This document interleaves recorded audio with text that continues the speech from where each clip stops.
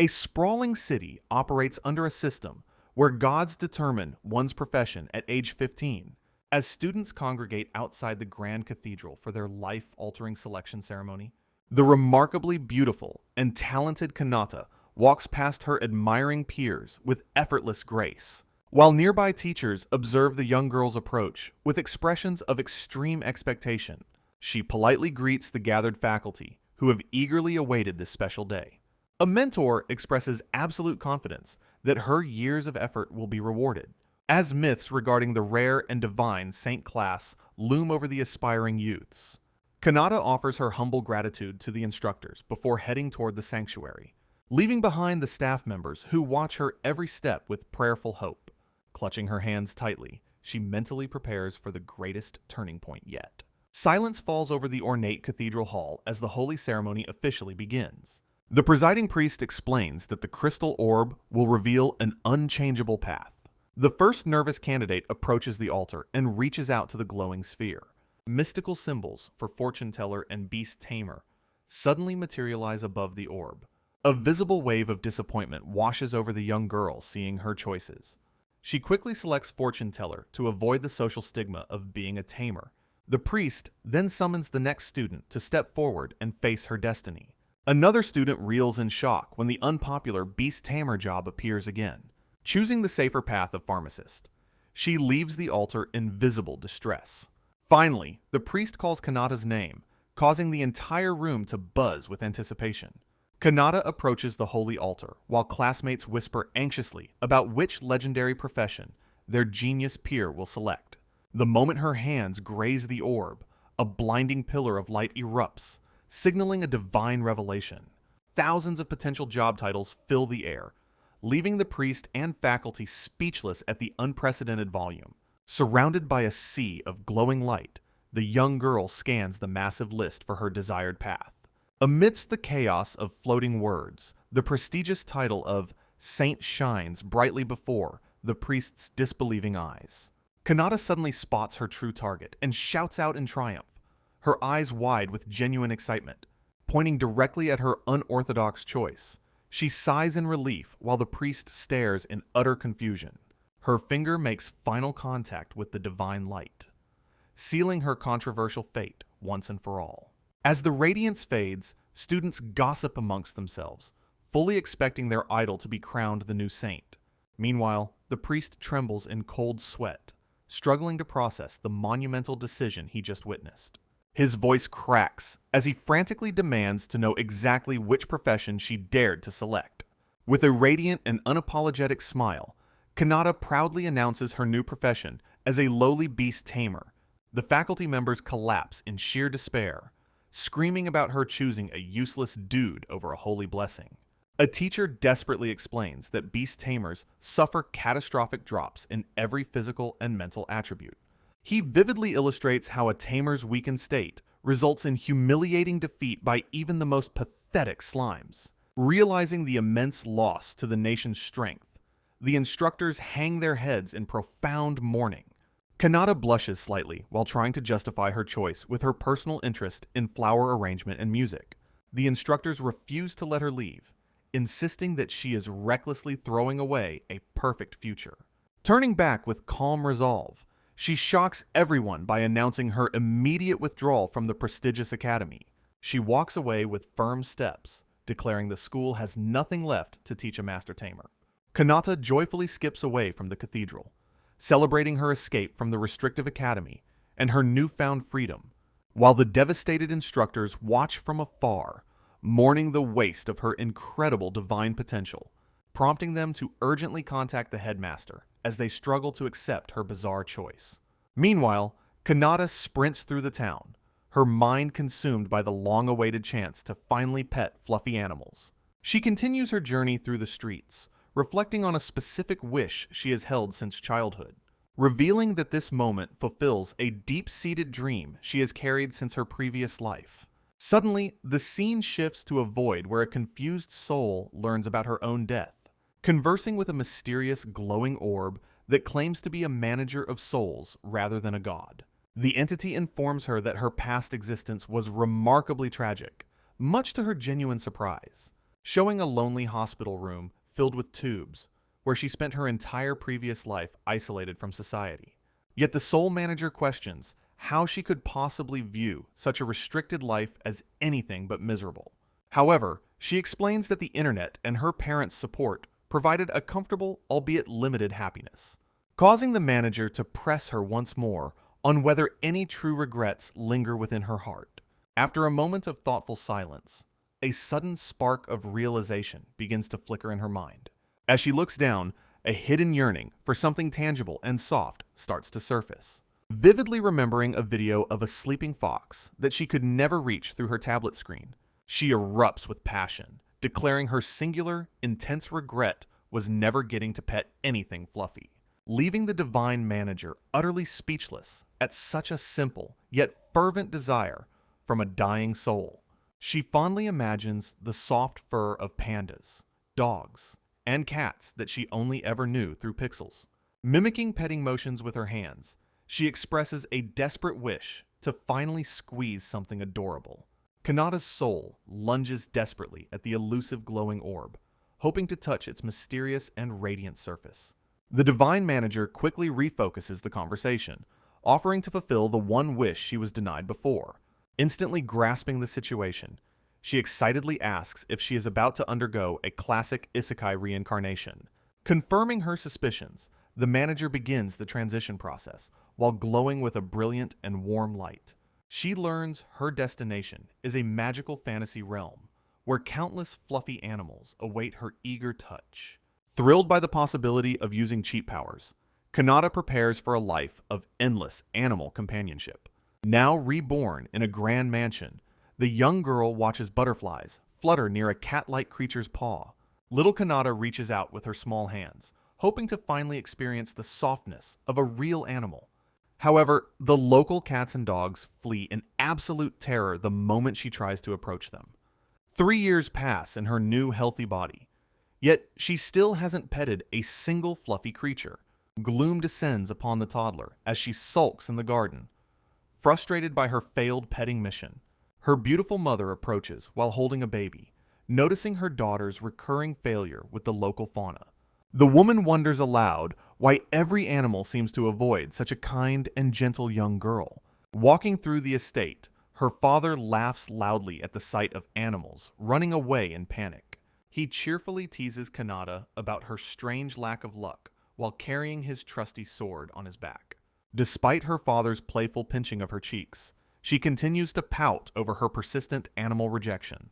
The man turns thoughtful, analyzing why nature seems so determined to stay away from his daughter's touch. He casually suggests that she might be destined for the rare and often misunderstood beast-to-mare profession. This specialized job would theoretically grant her the unique power to bridge the gap between humans and beasts. Kanata's eyes sparkle with newfound hope as she realizes being a tamer is her ultimate path to fluffiness. Little Kanata cheers about her future dream, while her mother watches with a gentle, supportive smile. Her father laughs, recalling his own failed dreams of magic, while Kanata vows to work hard. Celebratory moments fill the household as the young girl is lifted high in her father's strong arms. Years of rigorous study and training pass by quickly, transforming the determined child into a top-tier student. She constantly envisions a blissful future surrounded by every fluffy and soft creature the world offers. Clenching her fists with gratitude, she finally achieves the first step towards her long-cherished ambition. The image of adorable, winged bunnies fuels her motivation to venture deep into the unknown wilds. With heart pounding, she eagerly anticipates her first encounter with a real monster to pet. Sunlight filters through the dense canopy of a mysterious forest as her journey officially begins today. She walks along the dirt path, her boots stepping firmly into the territory of dangerous beasts. Looking around the quiet woods, she expresses mild disappointment at the lack of immediate monster sightings. Suddenly, a loud voice echoes through the trees, calling out to get her attention from behind. 2 armored guards come charging towards her, waving their hands frantically to make her stop immediately. They double over to catch their breath, completely exhausted from chasing after the surprisingly fast young girl. The soldiers explain their worry about a student wandering outside the safety of the city walls. Unfazed, Kanata casually invites them to join her, leaving the two men in a state of shock. The younger soldier steps forward, offering to handle the situation, while his senior companion looks on tiredly. He notes her uniform's ribbon color, correctly identifying her as a third-year student from the local academy. Questioned about the sacred selection ceremony, she reveals that her career path was just finalized moments ago. The veteran guard laughs mockingly, warning the naive girl that monsters are far more dangerous than she imagines. One guard warns her that despite only slimes and goblins being nearby, she shouldn't wander alone, firmly suggesting she return to the safety of the town with them for her own protection. However, the younger soldier pauses, narrowing his eyes as if he recognizes her from somewhere, prompting his companion to joke about his flirting before they politely ask the young girl her name. She calmly identifies herself as Kanata Aldethea, a name that immediately causes the two men to freeze. The veteran soldier exclaims in shock, realizing she is the famous three-time sword champion and rumored saint. Suddenly intimidated, the guards whisper to each other about how much stronger she likely is than them. Yet they feel a duty to try and persuade her to head back for proper gear. Clearing his throat, the senior guard suggests she find a party and better equipment before venturing further. But before he can finish his sentence, he finds himself talking to a mere silhouette of dust. Kanata sprints away at high speed, her heart set on finding something soft and cuddly to pet. An earth-shaking roar erupts. Meanwhile, the guards recognize the dangerous sound and frantically scream for the girl to run toward them. She accelerates instantly, lunging through the trees. Her eyes ignite with a mix of intense longing and absolute focus as she closes the distance.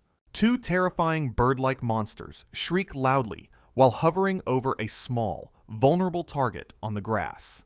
A tiny, fuzzy creature curls into a ball, trembling as the predators prepare to strike it.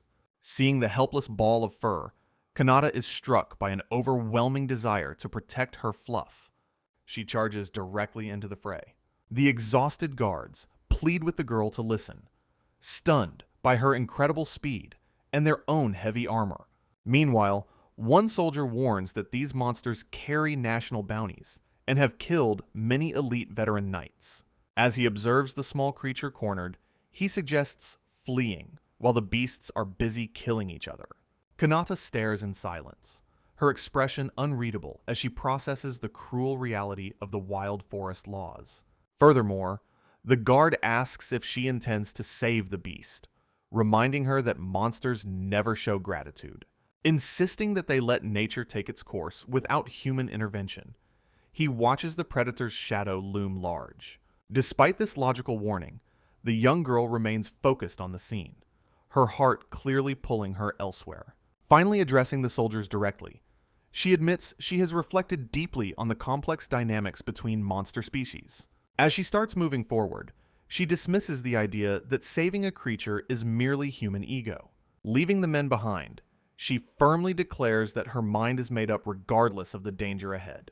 Overhead, a terrifying avian predator dives down to finish its prey, while the dark woods echo with hunger.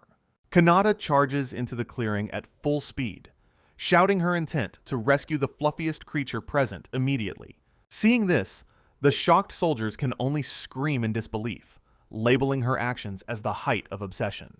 Just then, a giant bird lunges forward with its talons extended, ready to strike the defenseless black ball.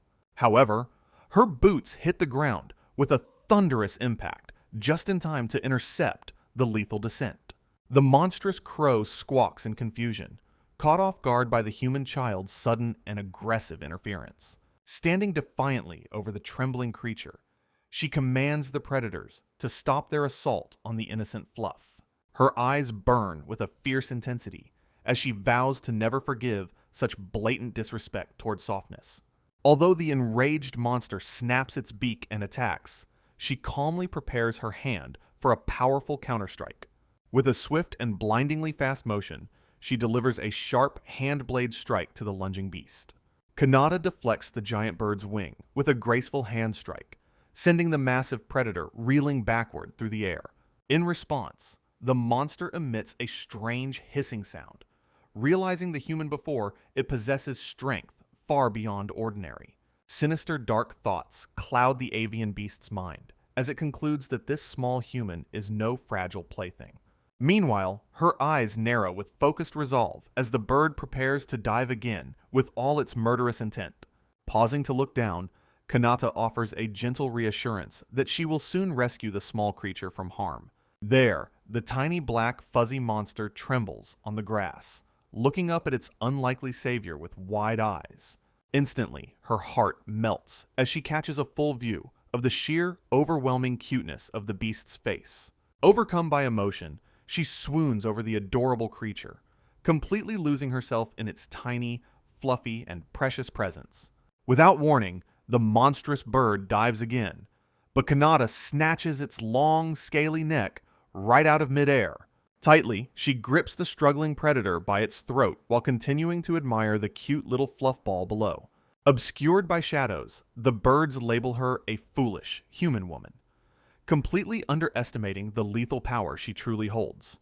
Consequently, they decide that she should die along with their prey, unleashing a desperate and explosive wave of energy. Firmly, she maintains her iron grip on the bird's throat, showing no strain against its frantic and desperate movements. Amazed, the little black fluff ball makes a tiny confused sound, staring up at the human's overwhelming physical power. Radiating joy, she continues to pin the giant bird while leaning down to gush over her new fuzzy friend.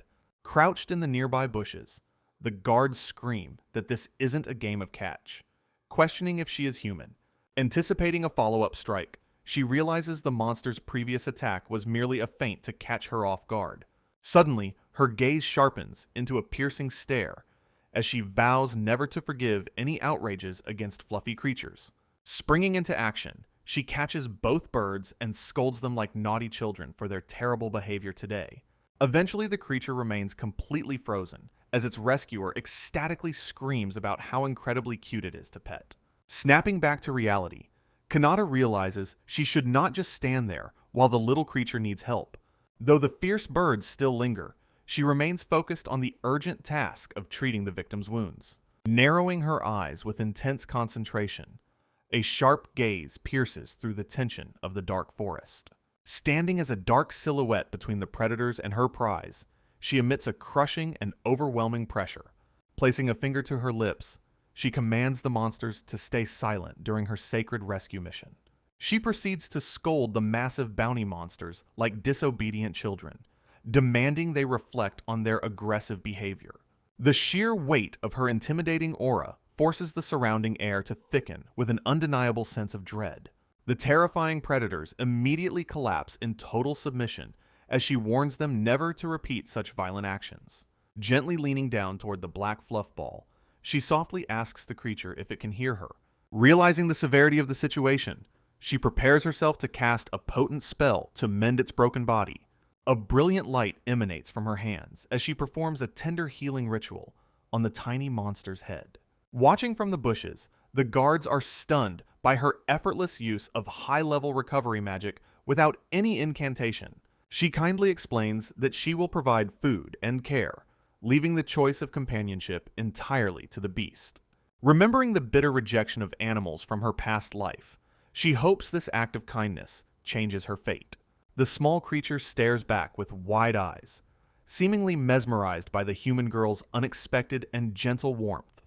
Moving slowly to avoid startling it, she watches as a soft paw tentatively reaches out toward her open palm. She triumphantly lifts the fluffy monster into the air, celebrating the first successful contact of her entire new life. Squeezing the adorable creature against her cheek, she radiates pure ecstasy while soaking in its incredible, soft texture. Her mind fills with happy thoughts of future days spent together, finally fulfilling her long-lost dream of animal affection. Suddenly, the voice of a guard breaks the peaceful moment, frantically calling out to stop her reckless behavior. Kanata stands her ground against the guards, who insist she turn over the monster for research or guild disposal. She calmly asserts her rights as a beast tamer, citing kingdom laws regarding the ownership of tamed beasts. The soldiers are floored by her choosing a dude job that supposedly causes a total collapse of physical attributes. Ignoring their shock, she smiles brightly while her hands remain occupied with the captured bird and the fluff. Satisfied with her new companion, she happily suggests that it is finally time to return to the city. The guards are left completely exhausted and mentally drained by her irregular behavior and overwhelming presence in the forest. The little black creature stares blankly from her arms, its true nature hidden behind a mask of simple fluff. Radiating pure happiness, Kanata vows to make every day a fluffy paradise from this triumphant moment forward. Left with the cleanup, the grumbling soldiers begin the arduous task of transporting the unconscious bounty monsters back. Meanwhile, at the massive city walls, several horse-drawn carriages wait for their turn to enter the bustling capital. The gate guards discuss their missing teammates while checking the identification of citizens entering the protected city area. Kanata arrives at the gate, clutching her new pet tightly and drawing curious stares from the nearby sentries. She dismisses the bewildered guards' questions about the creature and continues her frantic pace toward the academy. Moving like a high-speed projectile, she blurs through the city streets and leaves a wake of surprised citizens. Back at the prestigious academy, she keeps a low profile while spying on the campus from the outer walls. She sneaks past the gates, determined to avoid any tedious confrontations with the teachers who might stop her. Calculating the precise moment the windows are opened for ventilation, she moves toward the target dormitory building alone. She eventually locates the specific room on the upper floors, planning her unconventional entry through the open window. Crouching down with feline grace, she gathers her energy for an impressive jump to reach the high ledge. With a sudden burst of power, she leaps straight up the side of the building toward her third-floor goal. Landing inside the room after a high jump, Kanata quietly celebrates her successful stealth mission. However, a cleaning maid nearby drops her duster in absolute shock at the girl's sudden appearance. The servant frantically points out they are on the 4th floor, while Kanata looks away in shame. Quickly apologizing for the intrusion, she scoops up her new companion and bolts down the hallway. Finally reaching her private quarters, she leans against the heavy door and catches her breath in relief. Lifting the silent creature high, she tenderly apologizes for the exhausting and dangerous journey they just shared. Soon after, she starts to think about preparing a meal, but another urgent need takes precedence. Instead, she decides a warm bath is the immediate priority and approaches a large, steaming tub. She mentions that this luxurious bath was a special reward gifted by the king for her tournament victory. With anticipation building, she begins to unfasten her school uniform while humming a cheerful, lighthearted tune. Noting that a long-cherished dream is finally coming true, she prepares for a long-awaited fluffy bath session. Seeing the creature's adorable reaction, she can't help but gush over its sheer cuteness once again. Now submerged in the warm water, she begins gently lathering the little beast with soft, fragrant bubbles. She meticulously scrubs its fuzzy head while the creature waits patiently with a somewhat stoic expression. Soon, the entire black fluff ball is hidden beneath a massive, white mountain of soapy suds. Pouring clear water over its small frame, she rinses away the soap to reveal the creature beneath. She hums while making sure to clean every single inch of the tiny monster's thick and matted fur. Her face lights up with pure joy as she experiences the unique sensation of wet animal fur. She happily observes that even when soaking wet, her new friend remains the softest thing imaginable. The water continues to flow down the drain as the therapeutic bath session finally draws to a close. Gently dipping her foot into the steaming water, Kanata encourages the small monster to soak slowly without fear. Both of them relax in the luxurious tub as the warm steam rises while the creature chirps happily. The little beast melts with pure contentment in the hot bath, resembling a soft and squishy rice cake. A sense of absolute bliss fills the air as they enjoy the cozy and comforting warmth together peacefully. After the bath, Kanata carefully combs through the creature's thick fur to ensure it is perfectly smooth. The monster looks refreshed and incredibly fluffy following its thorough grooming session, much to its rescuer's delight. She continues to pet its head, marveling at the divine and silky texture that exceeds all her expectations. Realizing the time, She changes into comfortable clothes and asks her new friend if it is finally hungry. However, the creature stubbornly turns its head away from the initial food offering with a sharp, disinterested puff. Undeterred, she tells the beast to wait patiently while she heads into the kitchen to prepare something better. She considers using milk and cheese, noting that monsters in this world can safely consume typical human ingredients.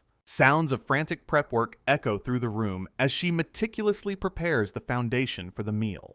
The small monster watches her every move with curious eyes, its interest piqued by the delicious aromas developing. Finally, she presents her special homemade milk and cheese risotto, served steaming hot on a delicate white plate. She gently blows on a spoonful of the hot rice, making sure it is safe for her companion. Seeing the beast hesitate, a momentary wave of sadness washes over her as she fears another rejection today. She pleads with the creature to try just one bite, insisting that she put extra effort into making it. The black fluff ball finally opens its mouth wide, deciding to take a chance on the human's cooking. Instantly, its eyes sparkle with pure joy as it devours the risotto with surprising and enthusiastic vigor. Smiling warmly, she observes that the creature clearly doesn't have a sensitive tongue for hot food after all. The small creature quickly devours every last bit of the risotto, leaving the plate completely clean and empty. Feeling satisfied and full, Kanata gazes out the window while contemplating their next activity for the afternoon. She settles onto her bed beside the fluffy beast, suggesting they take a long and comfortable nap together. Suddenly, a sharp and intelligent light flickers within the eyes of the mysterious little monster as it stirs. Kanata perches on the floor, tilting her head in confusion when a strange voice echoes through the silent room. She realizes with a start that the sounds are coming directly from her small and seemingly helpless pet. Sitting up with newfound dignity, the creature confirms it can speak, surprising Kanata with its deep and regal tone. It addresses her as daughter, expressing formal gratitude for the medical care and the meal she provided earlier. The young girl listens in stunned silence, her eyes widening as she processes the surreal nature of the conversation. The beast continues its grave address, stating that it must reveal its true identity and name to its savior.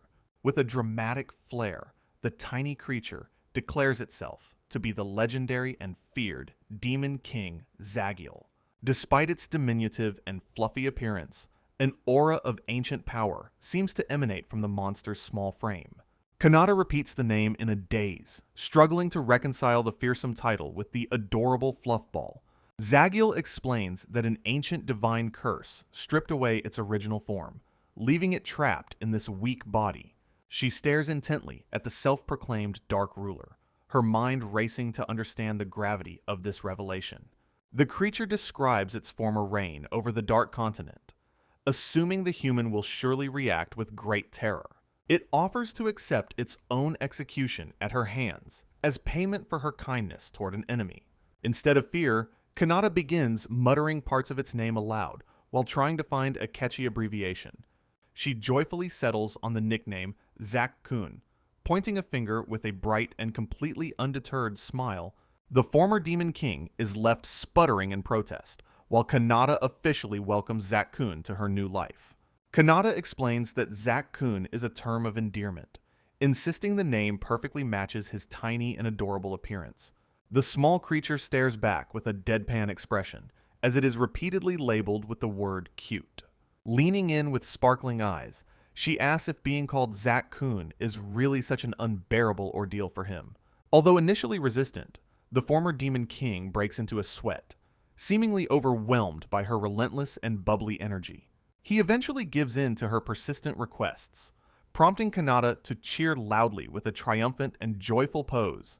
She formally introduces herself as Kanata Aldithia, while the beast acknowledges her name with a surprisingly regal and serious tone, radiating pure happiness. She chirps his new nickname again, while surrounded by a background of floating flowers and hearts. Zakun maintains his stoic composure, addressing Kanata directly as he prepares to discuss the weight of their current situation. Her eyes continue to shimmer with intense affection, focusing entirely on his adorable features rather than his dark history.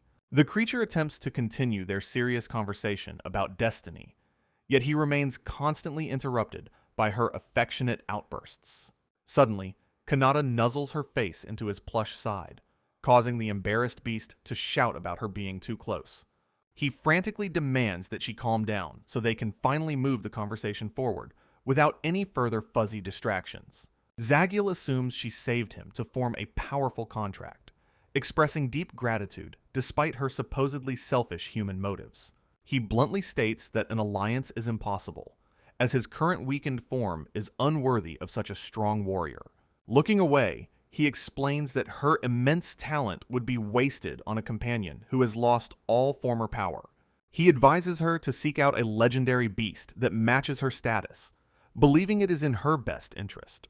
Kanata rejects his logic immediately, slamming her hands down as she declares that his strength has absolutely nothing to do with it. She points out his twitching ears, soft body, and fluffy fur, claiming these adorable traits are her only true requirements. With a tearful and desperate expression, she begs him to stay by her side as her one and only companion. Moved by her peculiar yet sincere devotion, the tiny creature can only whisper her name in silent and stunned realization. Zakun ponders Kanata's unusual kindness while reflecting on his own tiny feet and fluffy tail in quiet amazement. The diminutive king declares his resolve to become her loyal battle companion, answering her heartfelt expectations at last. Overcome with pure joy, Kanata pulls the creature into a warm embrace, while a celebratory aura surrounds them. The beast vows to regain his former demonic glory under her care, despite being overwhelmed by her tight grip. She beams with absolute satisfaction, finally achieving her life's ambition of befriending a truly soft and fluffy monster. However, the embarrassed creature eventually asks to be released, finding the constant physical affection a bit too intense. He sighs, explaining that such intimacy with a young maiden is quite awkward even for a former dark ruler. Suddenly, a loud and frantic exclamation echoes from the hallway, cutting through their peaceful and quiet bonding moment. Heavy footsteps thud rapidly down the corridor, signaling the arrival of a very concerned and persistent faculty member. Ignoring the outside world, Kanata looks at her pet with flushed cheeks, blaming his irresistible fluffiness for her behavior. The small beast trembles in confusion, wondering if this intense petting session is actually an advanced human training technique. A frantic teacher bangs loudly on the door, demanding to know what Kanata is doing inside her room. The instructor's voice grows increasingly sharp as she grows worried about her star student's mysterious and secretive activities. The woman continues her aggressive knocking, insisting that Kanata open the door and explain herself to the school immediately. Kanata peeks out with a calm expression, lamenting that her chance for more fluff time was interrupted so rudely. She asks the teacher to wait a moment while she finishes changing, causing the older woman to panic further. The instructor's imagination runs wild, fearing her student has illicitly smuggled a man into the prestigious girls' dormitory.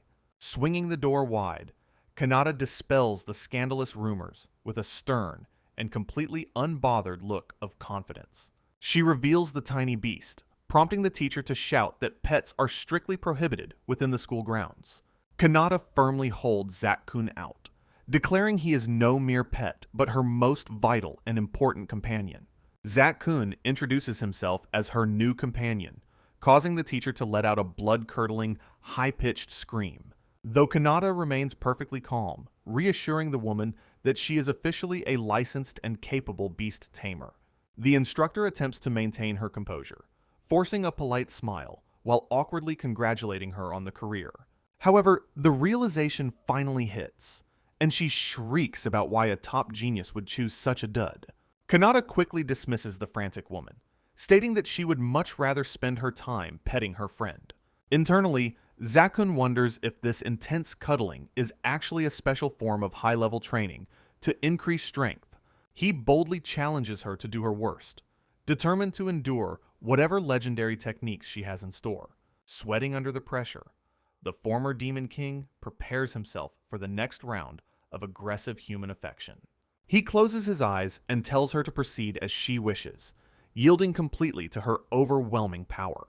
Kanata blushes deeply with excitement, unable to believe her luck in finding such a perfectly cooperative black fluff. Watching the girl lose herself in cuddling, the teacher stares in utter disbelief at the bizarre and messy scene. Regaining her professional demeanor, she informs Kanata that the academy director has requested an immediate and urgent meeting. While Kanata and Zakun look on in surprise, a mysterious figure sits in shadows, contemplating the current situation.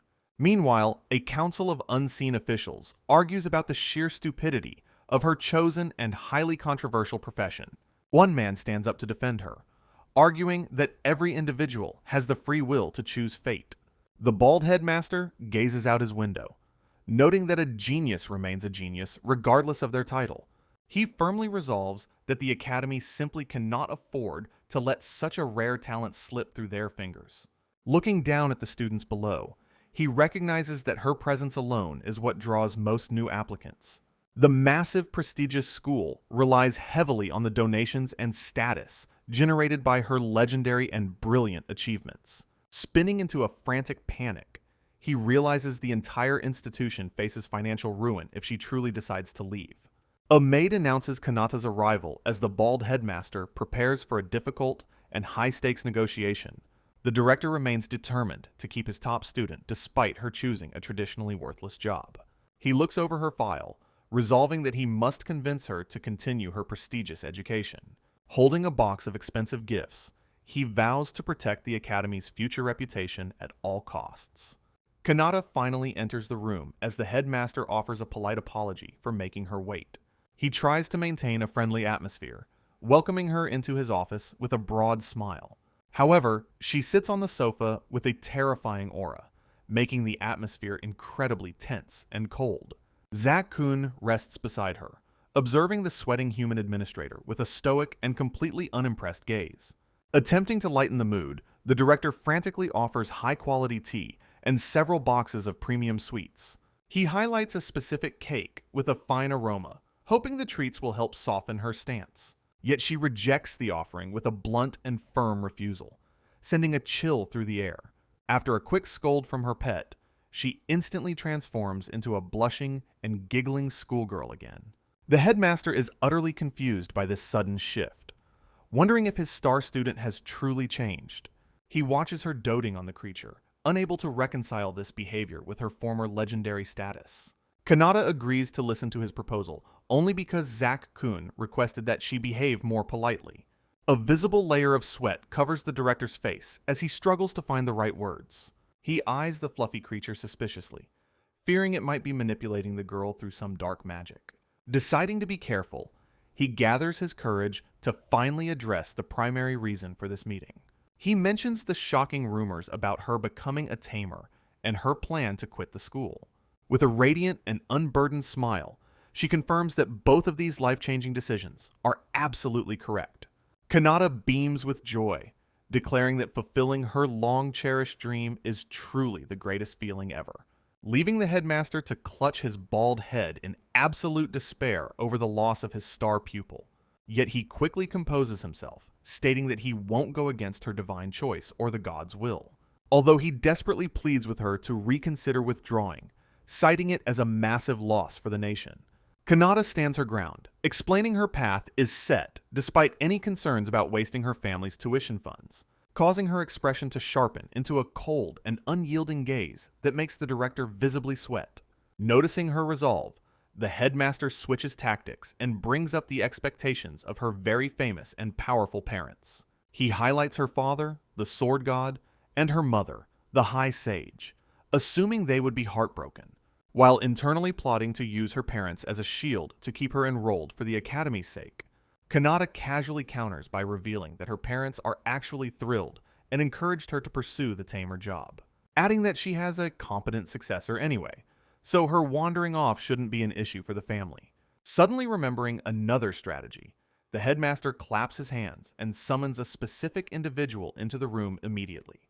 A young boy named Aris Aldethia enters, introducing himself as Kanata's younger brother and a current middle school student. Kanata waves cheerfully at her sibling, while Aris notes that she has finally dropped her fake good girl act. The director grabs the boy's arm, begging him to help persuade his sister to stay in the prestigious academy. He frantically describes her recent erratic behavior and the constant, unsettling grin she has been wearing since the ceremony. Meanwhile, Zakun watches the chaotic human drama unfold with a silent and judgmental expression from the sofa's cushions. The headmaster works himself into a frenzy, suggesting that her obsession with fluff might actually be a terrible illness. Just then, Eris places a steadying hand on the older man's shoulder to interrupt his panicked and loud ramblings. Looking at the director with a deadpan gaze, he bluntly explains that this behavior is actually her true nature. Aris explains that Kanata's current behavior is her actual personality, causing the headmaster to sweat in utter disbelief. He further reveals she has merely been acting the part of a model student during her school years. The headmaster collapses onto his desk as he learns his star pupil was secretly a troublemaker at home. Aris adds that her strange plan to quit has been in development since before he could even remember. Eventually, the younger brother sits beside his sister, while she proudly shows off her small, fluffy black companion. The former Demon King regally introduces himself as Zakun to the boy, maintaining his dignity despite the name.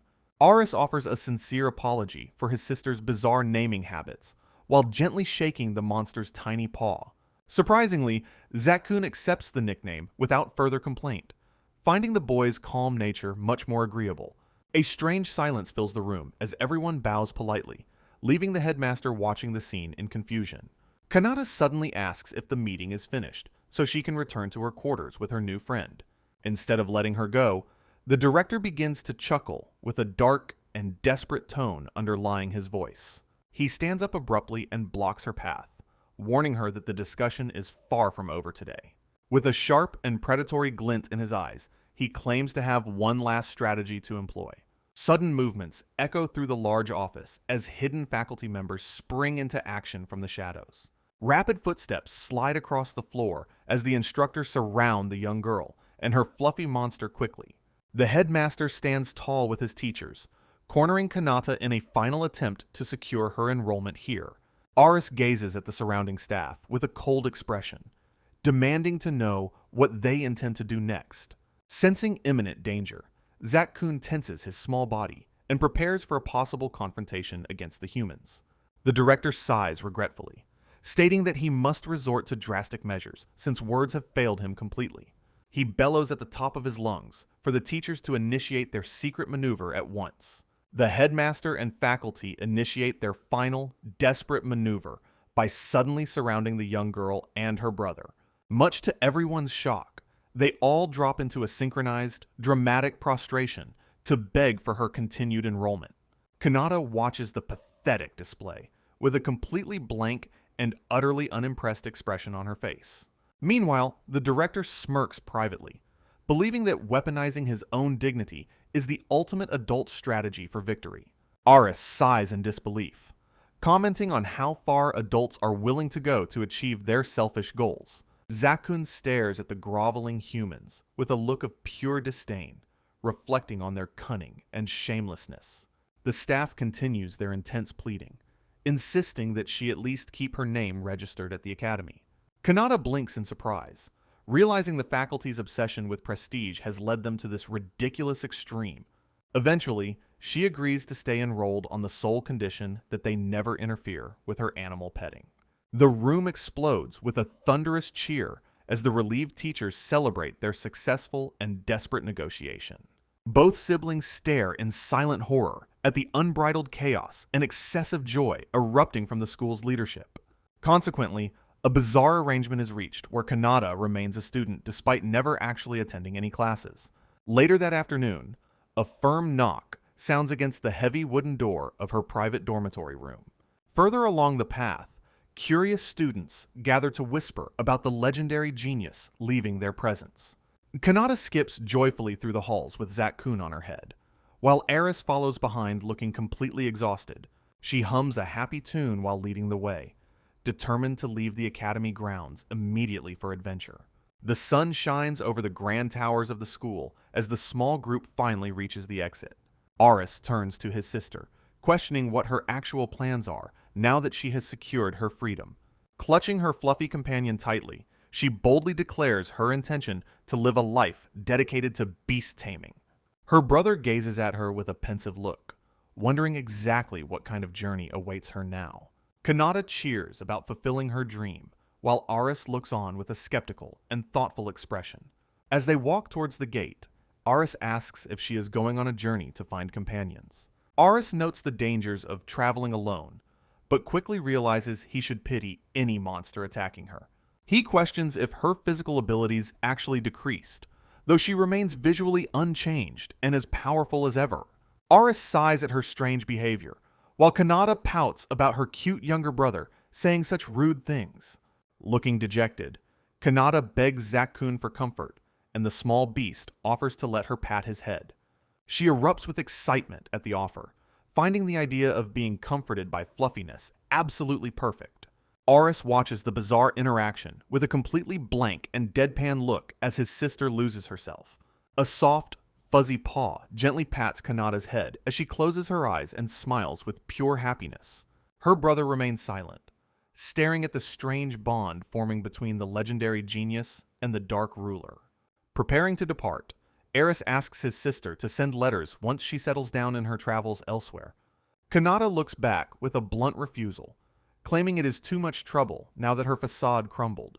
She mentions her plan to visit home frequently, to introduce Zakun to their parents during her upcoming travels. They wave goodbye to each other at the ornate gate as their paths finally diverge for the time being.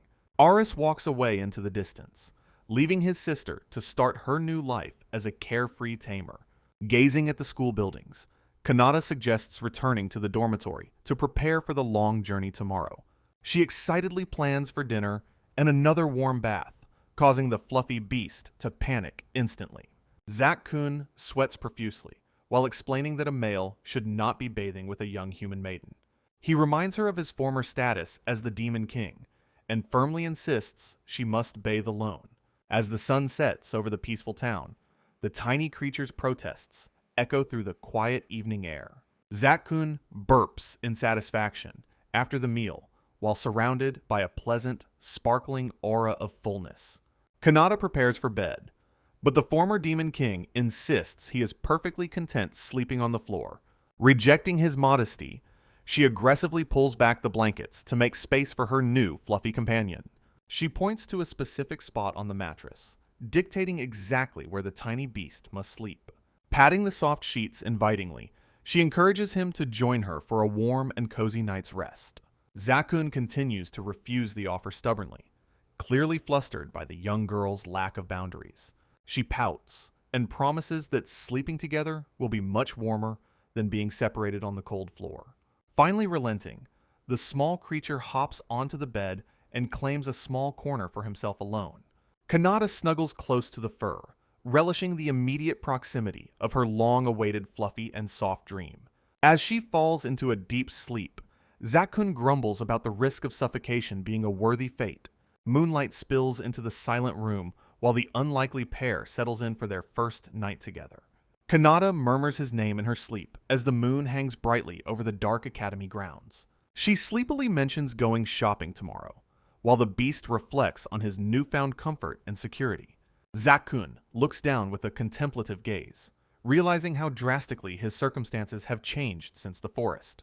Noticing her steady breathing, he realizes she has fully drifted off into a peaceful and content slumber. The tiny creature slowly squirms under the covers, carefully maneuvering through the heavy and thick layers of bedding. Zakun curses his fragile physical form, finding the simple act of adjusting the sheets to be extremely taxing. Settling in, he watches over her while she sleeps, his expression softening as he guards her rest. Kanata wears a blissful smile in her dreams, likely imagining a world filled with endless fluffy animals. The former Dark Lord reflects on his gratitude, feeling sincerely honored that she chose such a weakened companion. Zakun stares into the moonlit night, promising himself that he will eventually reclaim his former absolute glory.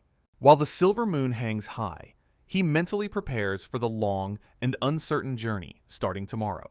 As the first light of dawn reaches the academy towers, the quiet morning air is broken by birdsong. A pair of small sparrows hops along the stone path, signaling the start of a brand new day. Kanata kneels by her open window, stretching her arms wide as she welcomes the bright and refreshing sunrise. She reflects on her rare profession, accepting that most ordinary animals might naturally avoid a powerful beast tamer. Turning back toward her bed, she notices her fluffy companion is already awake and beginning to stir.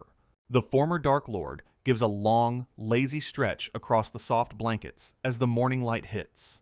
Kanata frames him with her fingers like a camera, determined to burn every cute detail into her memory. He grumbles for her to stop staring so intensely, although she remains completely captivated by his tiny presence. During breakfast, she steals constant affectionate glances at her pet while he focuses on his small food bowl. Zakun eats his meal with surprising dignity, unaware of the pure adoration radiating from the girl beside him. She discusses the upcoming travel plans, mentioning her desire to introduce her new friend to her powerful parents. Arriving at the main gates, she waves a cheerful farewell to her brother while clutching her fluffy friend. Aris walks into the distance, leaving his sister to embark on her grand adventure through the wide world. Kanata leads Zakun into the bustling city streets, filled with excitement for the tasks and encounters ahead. Furthermore, she searches for a shop selling high-quality adventuring equipment to prepare for the long road. With a determined fist and a bright smile, she declares that her quest for unknown companions starts now. Entering a general store, she encounters a middle-aged merchant standing behind a counter, filled with various glass bottles.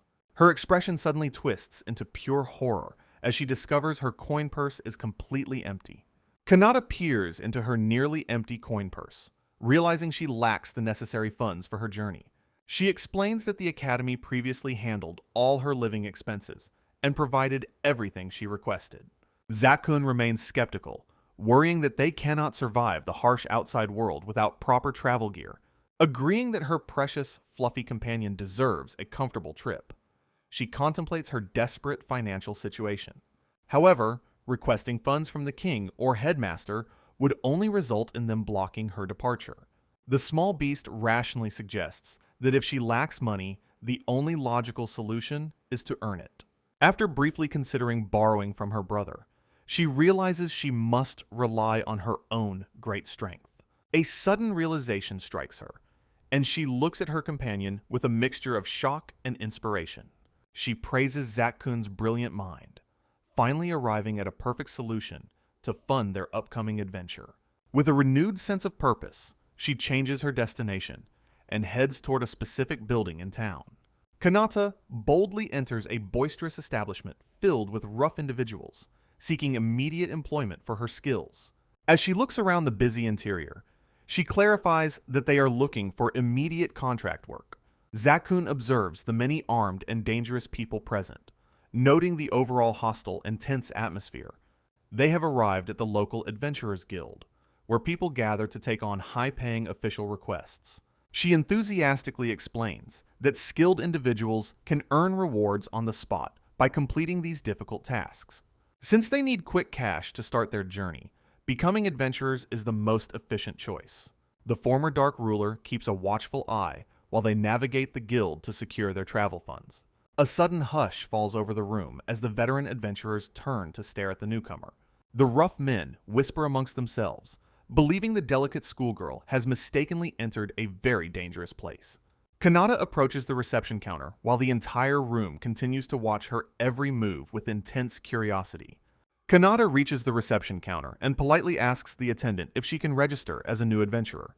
The surprised clerk questions her student uniform, but Kanata explains she recently graduated and lacks other clothes. Internally, the receptionist dismisses her as another naive child, influenced by romanticized tales of dangerous monster hunting. Kanata asks if students are prohibited, but the woman clarifies that anyone with sufficient skill can join. Reaching under the desk, the attendant pulls out a standard registration form to begin the official process. She slides a detailed map across the counter, preparing to explain the requirements for the introductory exam. The clerk points to a nearby forest, tasking her with collecting specific medicinal herbs as a basic trial. She mentions that while the area only has slimes and goblins, they are still very dangerous for beginners. Kanata listens intently with a serious expression as the receptionist begins a detailed warning about common field monsters, The woman's gaze turns sharp, emphasizing that even the weakest monsters are far more terrifying than they seem. She describes how slimes drop from trees to suffocate unsuspecting travelers and slowly dissolve their helpless victims. Furthermore, she warns that goblins pose an even greater threat to young girls wandering alone in the woods. Dark images of goblin attacks fill the air as the receptionist attempts to scare the student into quitting. After the grim explanation, the clerk asks if she still possesses the courage to pursue this risky path. With an undeterred and brilliant smile, Kanata enthusiastically agrees to take on the challenge despite the warnings. Finally relenting, the woman turns to the filing cabinet to retrieve the necessary paperwork for the official registration. She rummages through the drawers with swift movements while the young girl waits patiently for the contract details. The receptionist presents the quest form for signing, explaining that returning with herbs completes the initial contract. She notes that successfully completing the exam also yields a small monetary reward as a professional incentive. Kanata firmly hands back the signed document, officially starting her journey as a novice member of the guild. Kanata finishes her registration, the receptionist acknowledging her full name as the process concludes officially. Outside, the city guards struggle to handle the massive bounty birds she captured earlier in the forest. Noticing something strange, Kanata blinks in confusion as she processes the receptionist's sudden and frantic behavior.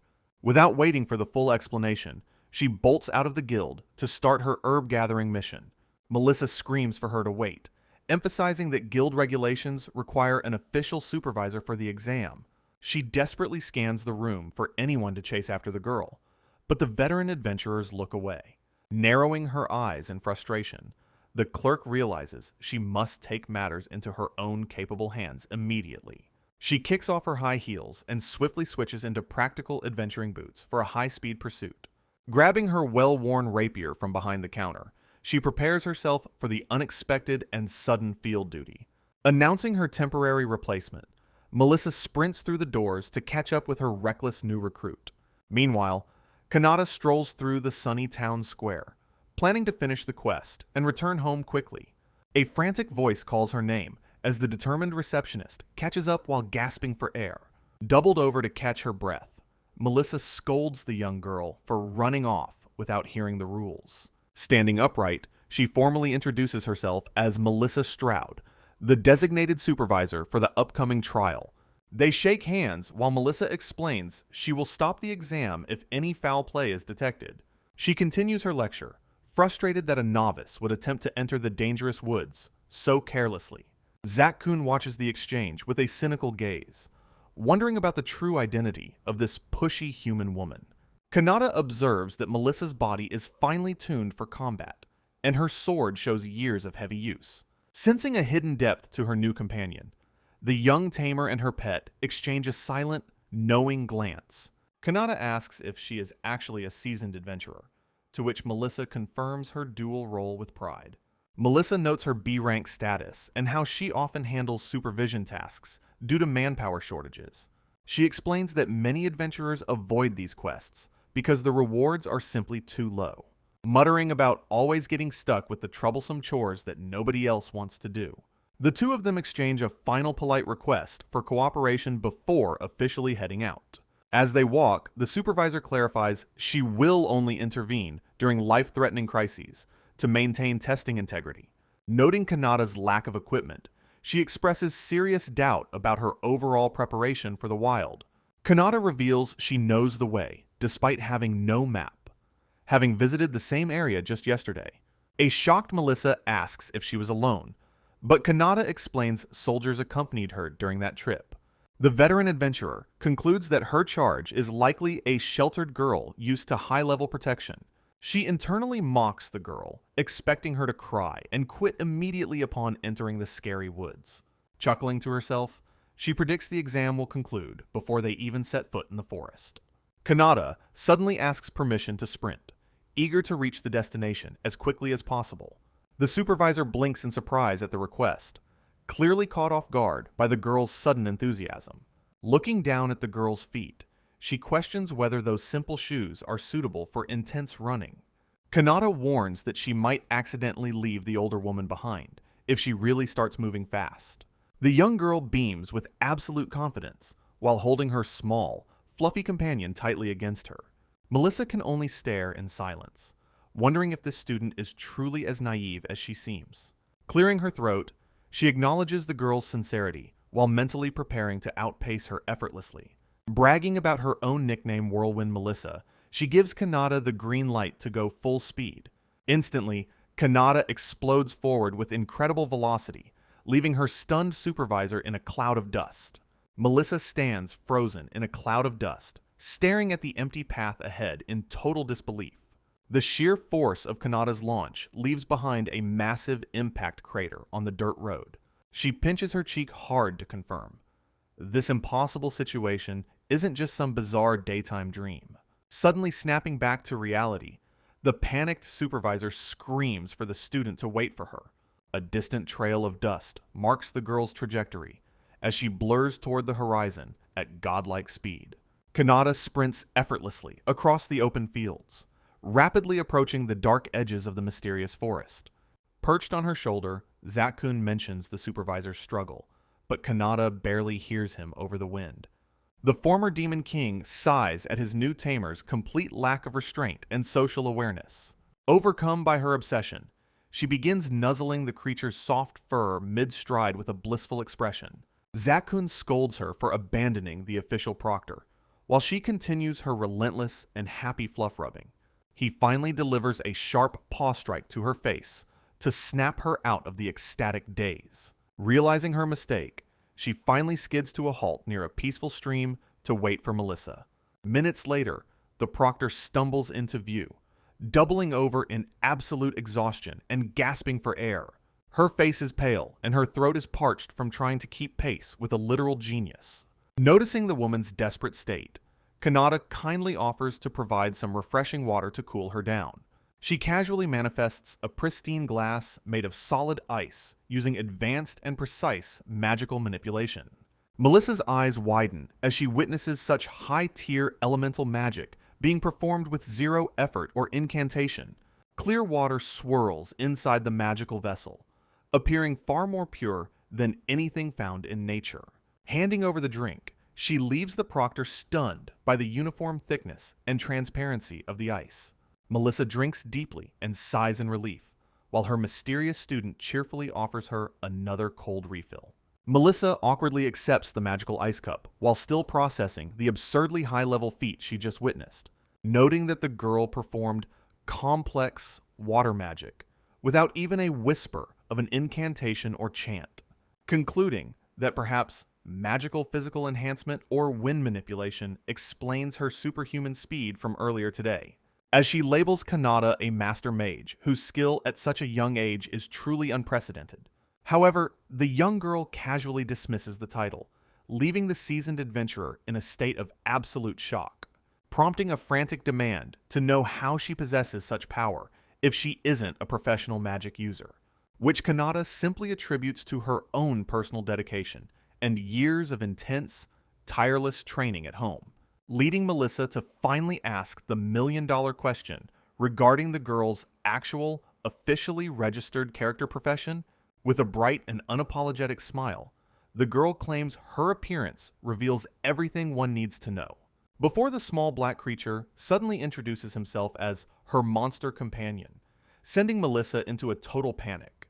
The veteran adventurer stares in disbelief at the talking beast while struggling to comprehend this impossible turn of events. Noticing a small paw print that serves as undeniable proof of the creature's semi-tamed and cooperative nature, she frantically explains that monsters are naturally hostile to humanity, making their cooperation a complete and utter anomaly.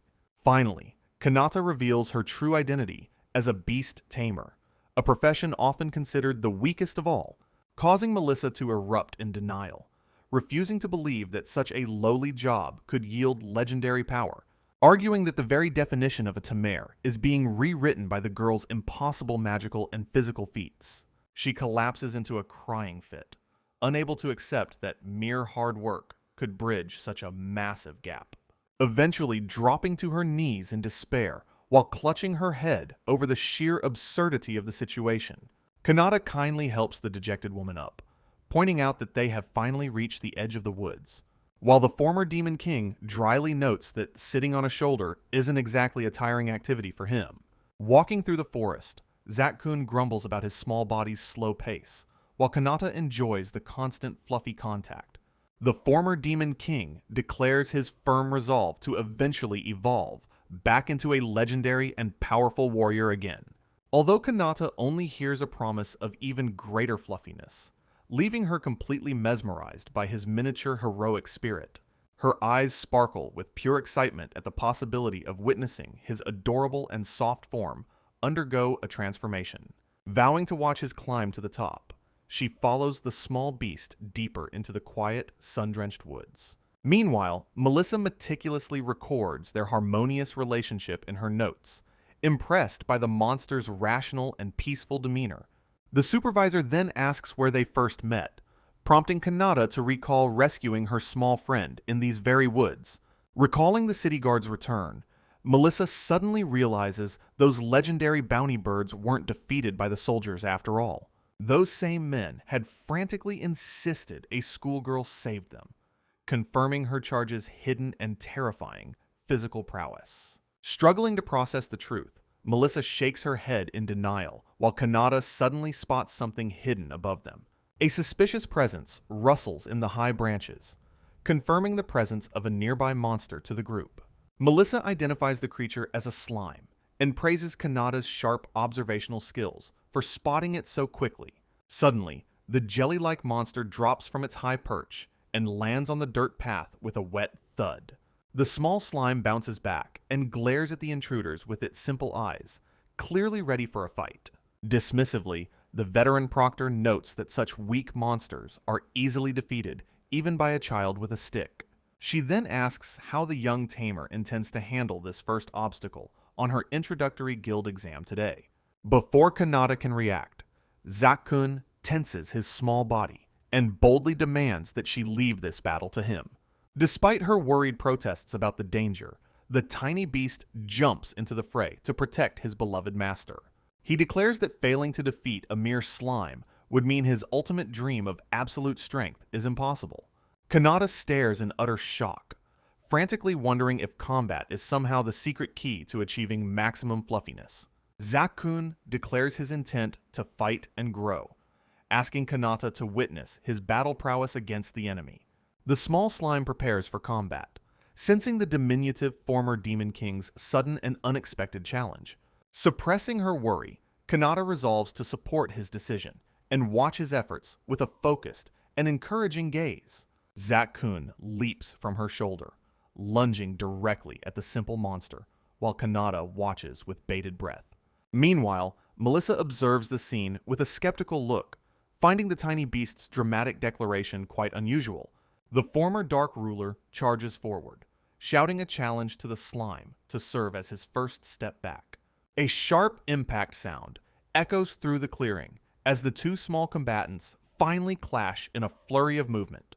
Shockingly, the slime easily engulfs the tiny beast, causing Kanata to scream his name in absolute and sudden terror. Zakun emits a muffled grunt of pain while struggling against the jelly-like monster's surprisingly strong and sticky grasp. He is quickly spat out, looking soaked and miserable, while Kanata reaches down to check on her sticky friend. Dejected, the former Demon King laments his pathetic state, unable to even defeat the weakest monster in the forest. Kanata gently pets his head to comfort him, while Melissa watches the strange and emotional scene from a distance. Internally, the proctor reflects on the creature's high intelligence, noting that only elite monsters typically possess human speech. She recalls Kanata's earlier godlike speed, realizing that this duo is far more irregular than they appear. They eventually resume their walk, with Kanata correctly identifying that their official destination is finally just up ahead. Melissa praises her perfect navigation skills and impeccable sense of direction, impressed by the student's natural talent. They arrive at a sunny clearing filled with diverse flora, which Melissa confirms is the target medicinal herb colony. Zakun quickly spots the specific herb needed for the quest, pointing it out with a still somewhat damp paw. Celebrating their success, Kanata reaches for the plants, while Melissa reminds her that returning home concludes the trial. As they prepare to leave, the seasoned adventurer's gaze shifts toward a new and unexpected presence in the bushes. Melissa waves off Kanata's concern, hiding her private thoughts as the group pauses in the sunny woods. Internally relieved, she didn't reveal too much. The proctor regains her composure while catching her breath. Melissa explains the environmental ethics of adventuring, emphasizing that sustainable harvesting is key to a perfect score. Triumphantly, Kanata presents a single medicinal herb to her supervisor, marking her first official quest success. Zakun questions, if one sample is enough for the reward, doubting the efficiency of such a small haul. The young girl gently explains that leaving resources for others protects the ecosystem and future adventurers alike. Deeply impressed by this rare wisdom, Melissa awards her a perfect score for her exam performance so far. As the proctor finishes her notes, a sudden and terrifying pressure shatters the peaceful forest silence. Melissa frantically points toward the sky as a mysterious and ominous shadow descends at high speed. Sensing a level of danger far beyond her ability, she desperately screams for her students to run. A thunderous impact shatters the ground. An enormous dragon suddenly materializes. Still grappling with the unbelievable events of the day, the guild officials process the shocking field reports. Kanata cuddles her small companion at the counter, celebrating her official debut as a registered monster tamer. A guild receptionist gushes over Zakun's adorable appearance, comparing his charm to that of a house cat. The woman enthusiastically asks for permission to pet the soft fur, clearly smitten by the creature's cute demeanor. However, the former demon king coldly rejects her, declaring that only his master is allowed such intimacy. The staff member hands over registration paperwork, explaining that monster companions must be officially documented for travel.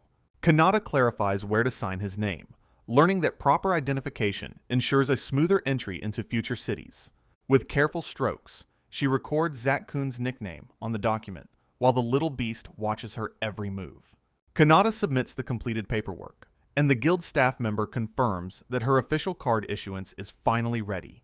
A beautifully ornate guild card is presented, serving as proof of her new status within the Adventurers Society. Brandishing the card with pride, she excitedly tells Zakun that they have officially begun their professional journey together. The receptionist provides technical details, warning that while the card is durable, replacements are necessary if it breaks. Turning back to her desk, the attendant rummages through a drawer to retrieve a specific tool for the final step. She presents a tray of needles, explaining that a single drop of blood is required for magical registration. While Kanata reacts with visible shock, the woman explains that blood allows the card to map their soul structure. Fearing for her fluffy friend, Kanata hesitates to prick him, but the former demon king dismisses such trivial pain. Despite his bravado, the creature grumbles about his personal hatred for injections, while reminding her he isn't an animal.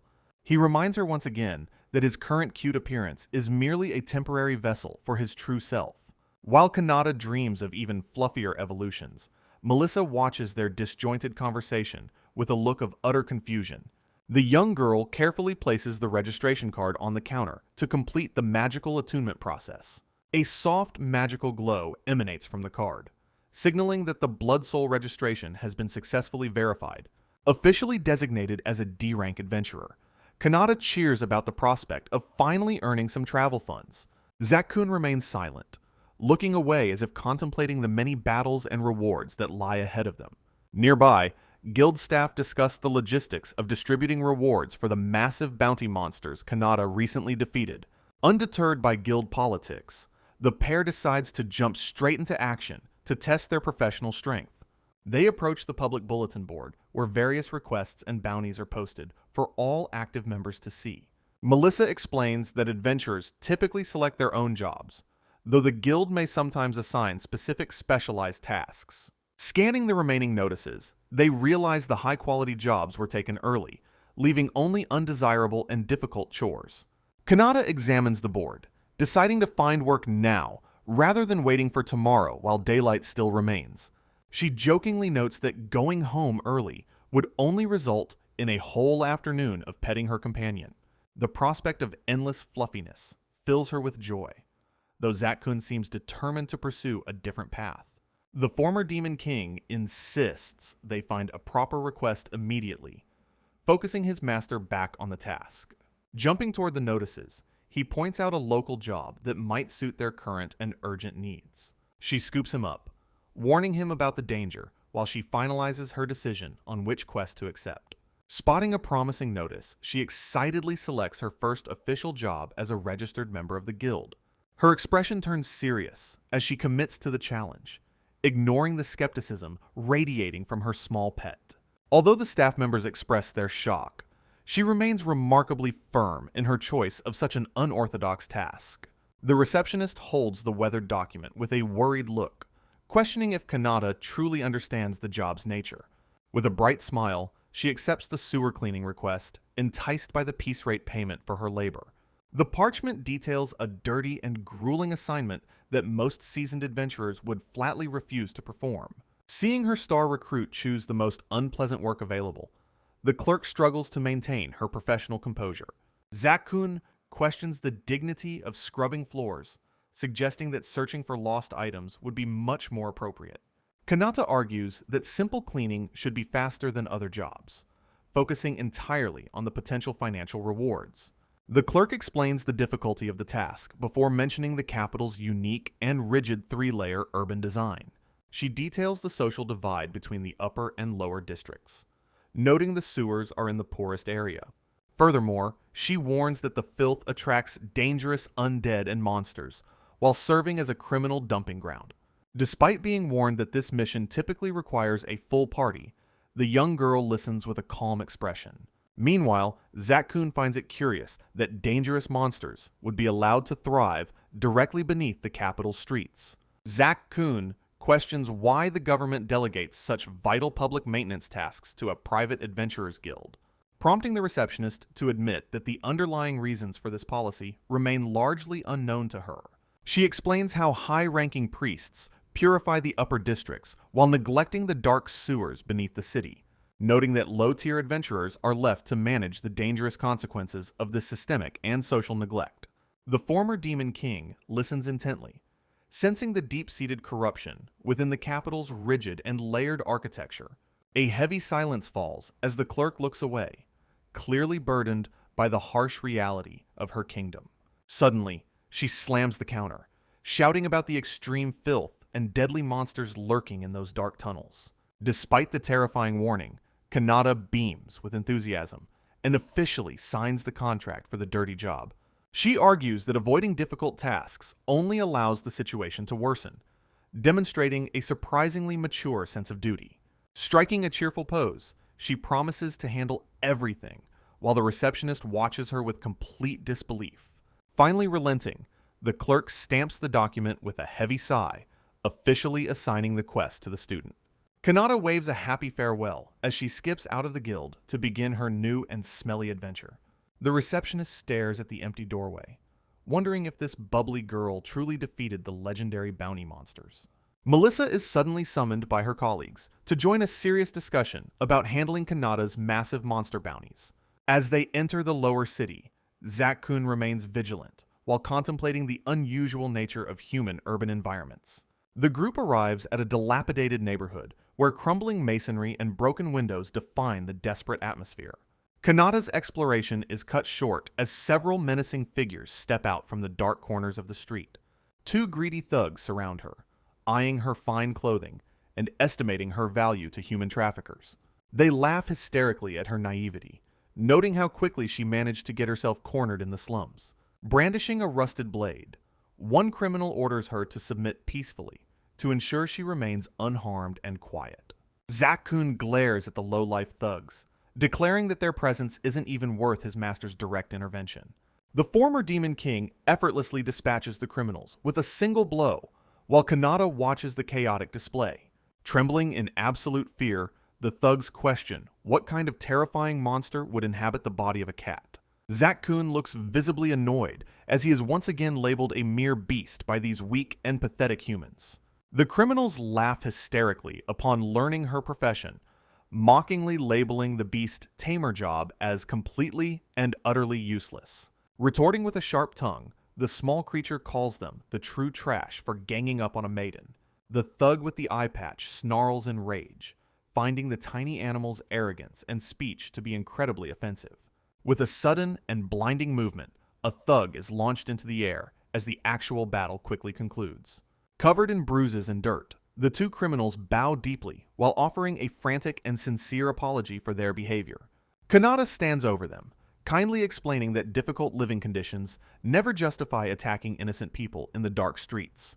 The thugs vow to never repeat their crimes, while Kanata warns them never to mention selling her precious fluff. A rapid flurry of blows ensures the criminals fully understand the consequences of their failed ambush attempt today. Accepting their sudden change of heart, she tells them that simple reflection is enough to satisfy her for today. The young girl reaches out toward the battered men, causing them to flinch in anticipation of another powerful strike. However, she gently touches the thug's face with a calm expression, surprising him with her unexpected and soft warmth. She repeats the gentle gesture for the second criminal, while a magical glow begins to emanate from her palms. Overcome by her divine kindness and healing magic, the thugs weep openly while Zakun watches from her head. Kanata politely asks for directions to the sewers, prompting the reformed criminals to eagerly offer their services as guides. One man suddenly recognizes the girl's full name, realizing they have just encountered the legendary 3-time sword champion. They gape in awe at the famous Princess of Holy Ice, feeling truly honored to finally behold her legendary face. The eye-patched thief explains that despite possessing warrior classes, social status prevents lower city residents from finding honest employment. He details how discrimination forces skilled individuals into a life of crime without any guarantee of fair wages. Listening intently, Zakun remains silent while contemplating the complex and often cruel nature of human social structures. They pause to observe the sheer level of decay and filth that characterizes this forgotten corner of the capital. The guide points out the horrific stench rising from the depths, explaining that the sewer system is the source. A narrow channel of black, stagnant water flows between the crumbling buildings, representing the district's absolute state of neglect. Recently, a mysterious and strange disease has begun ravaging the population, specifically targeting those lacking strength to fight back. The sound of persistent coughing fills the heavy air as Kanata watches the miserable conditions of the slum dwellers. She asks why the Holy Church hasn't dispatched priests or sisters to provide medical assistance to the sick. Bitterly, the thief responds that the religious elite avoid any area that cannot provide substantial monetary donations. He continues, asserting that the church has no interest in treating the ailments of those who possess no wealth. A heavy shadow falls over Kanata's face as she processes the systemic indifference shown toward the city's poor. She offers a quiet and contemplative response, her mind likely already formulating a plan to address the situation. The group continues their trek past dilapidated structures that look ready to collapse at any given moment. Reaching the sewer entrance, the thugs warn her that the concentrated toxic fumes are dangerous to the eyes. They point out local residents who are forced into a hazardous cleaning rotation despite their lack of proper gear. Kanata thanks her guides for their assistance and prepares to begin her first official quest for the guild. She confirms her intention to clean the area, viewing it as a vital service for the suffering community.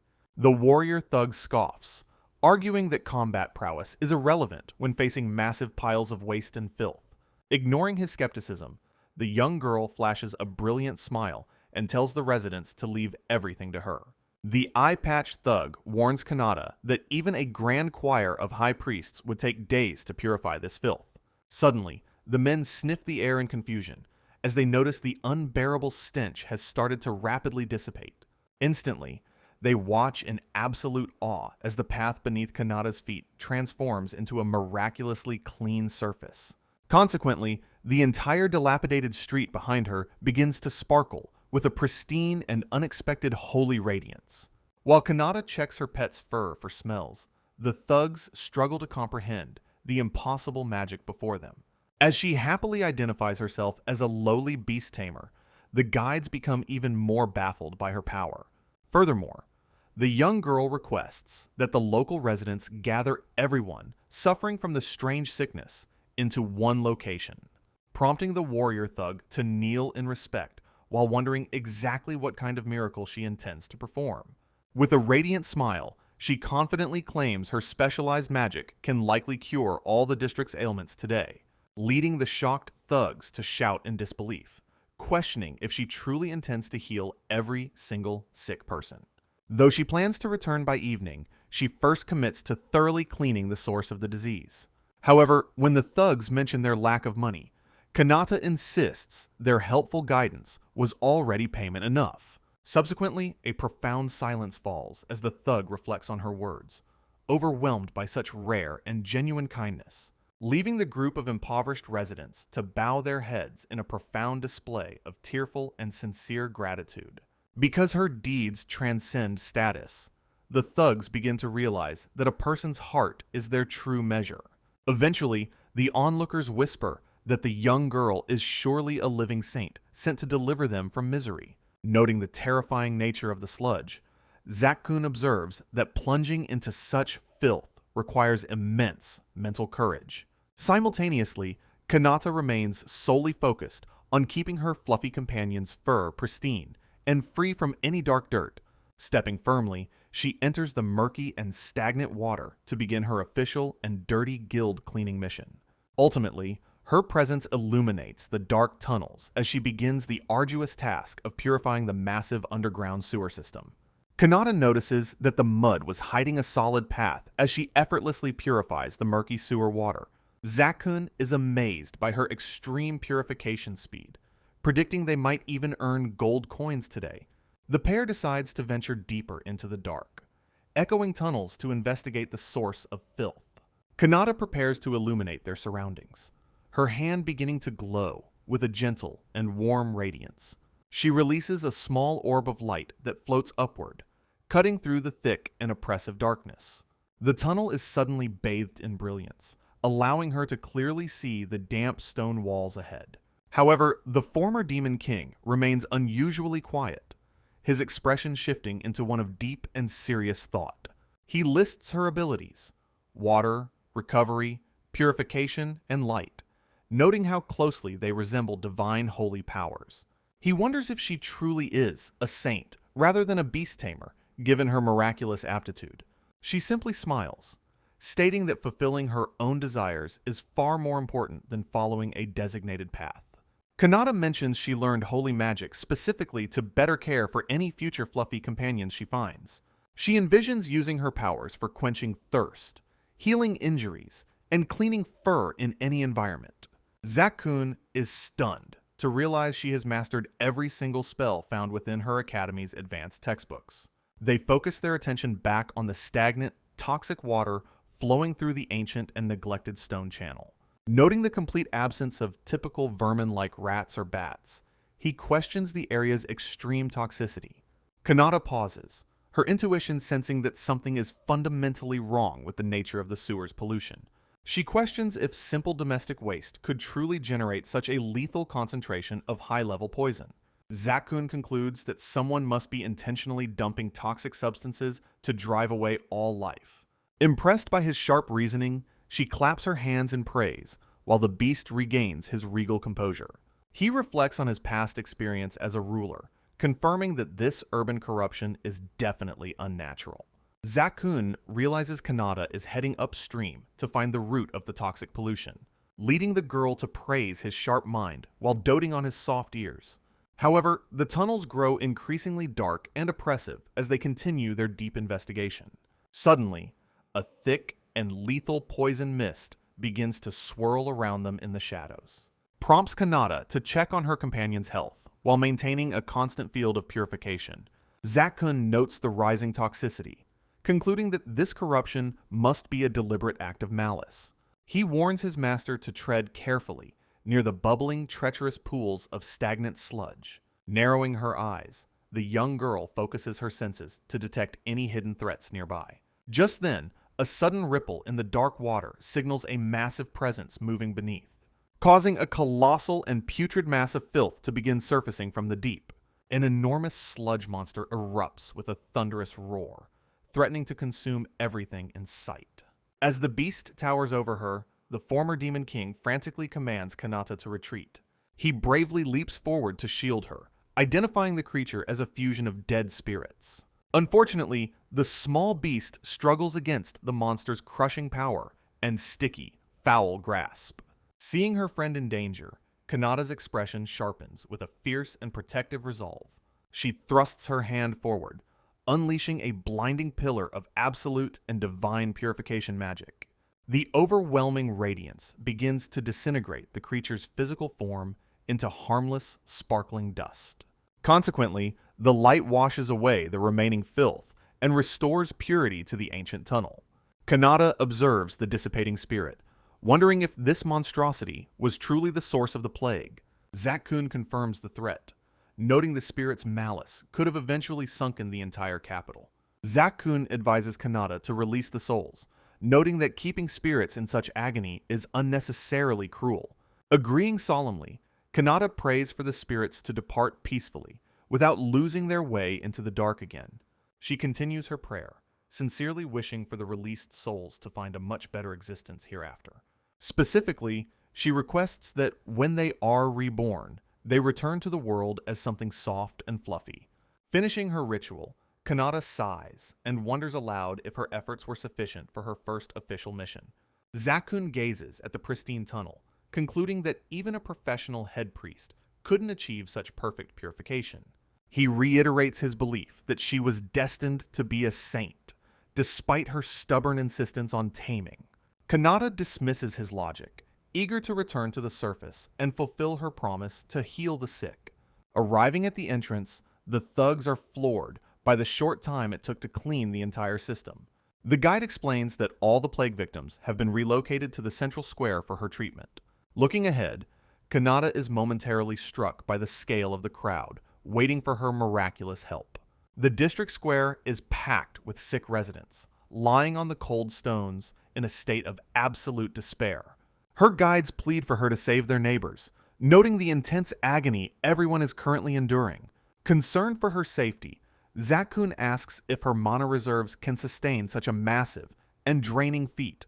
Stepping toward the square, Kanata reaches out as a pillar of restorative energy begins to shine down brightly. She focuses her intent through her open palms, directing a vast flow of holy mana toward the crowd. With a joyful shout, she commands everyone to get healthy, flooding the square with a massive healing wave. A nearby witness is completely baffled, finding her lighthearted and unconventional chanting for a miracle to be surreal. An elderly resident watches with deep skepticism, wondering if such a simple spell can truly eradicate their disease. He mutters quietly under his breath, reflecting on his long years of toil and whether relief has arrived. A young girl joyfully tells her mother that her chest pain has completely vanished, thanks to the miracle.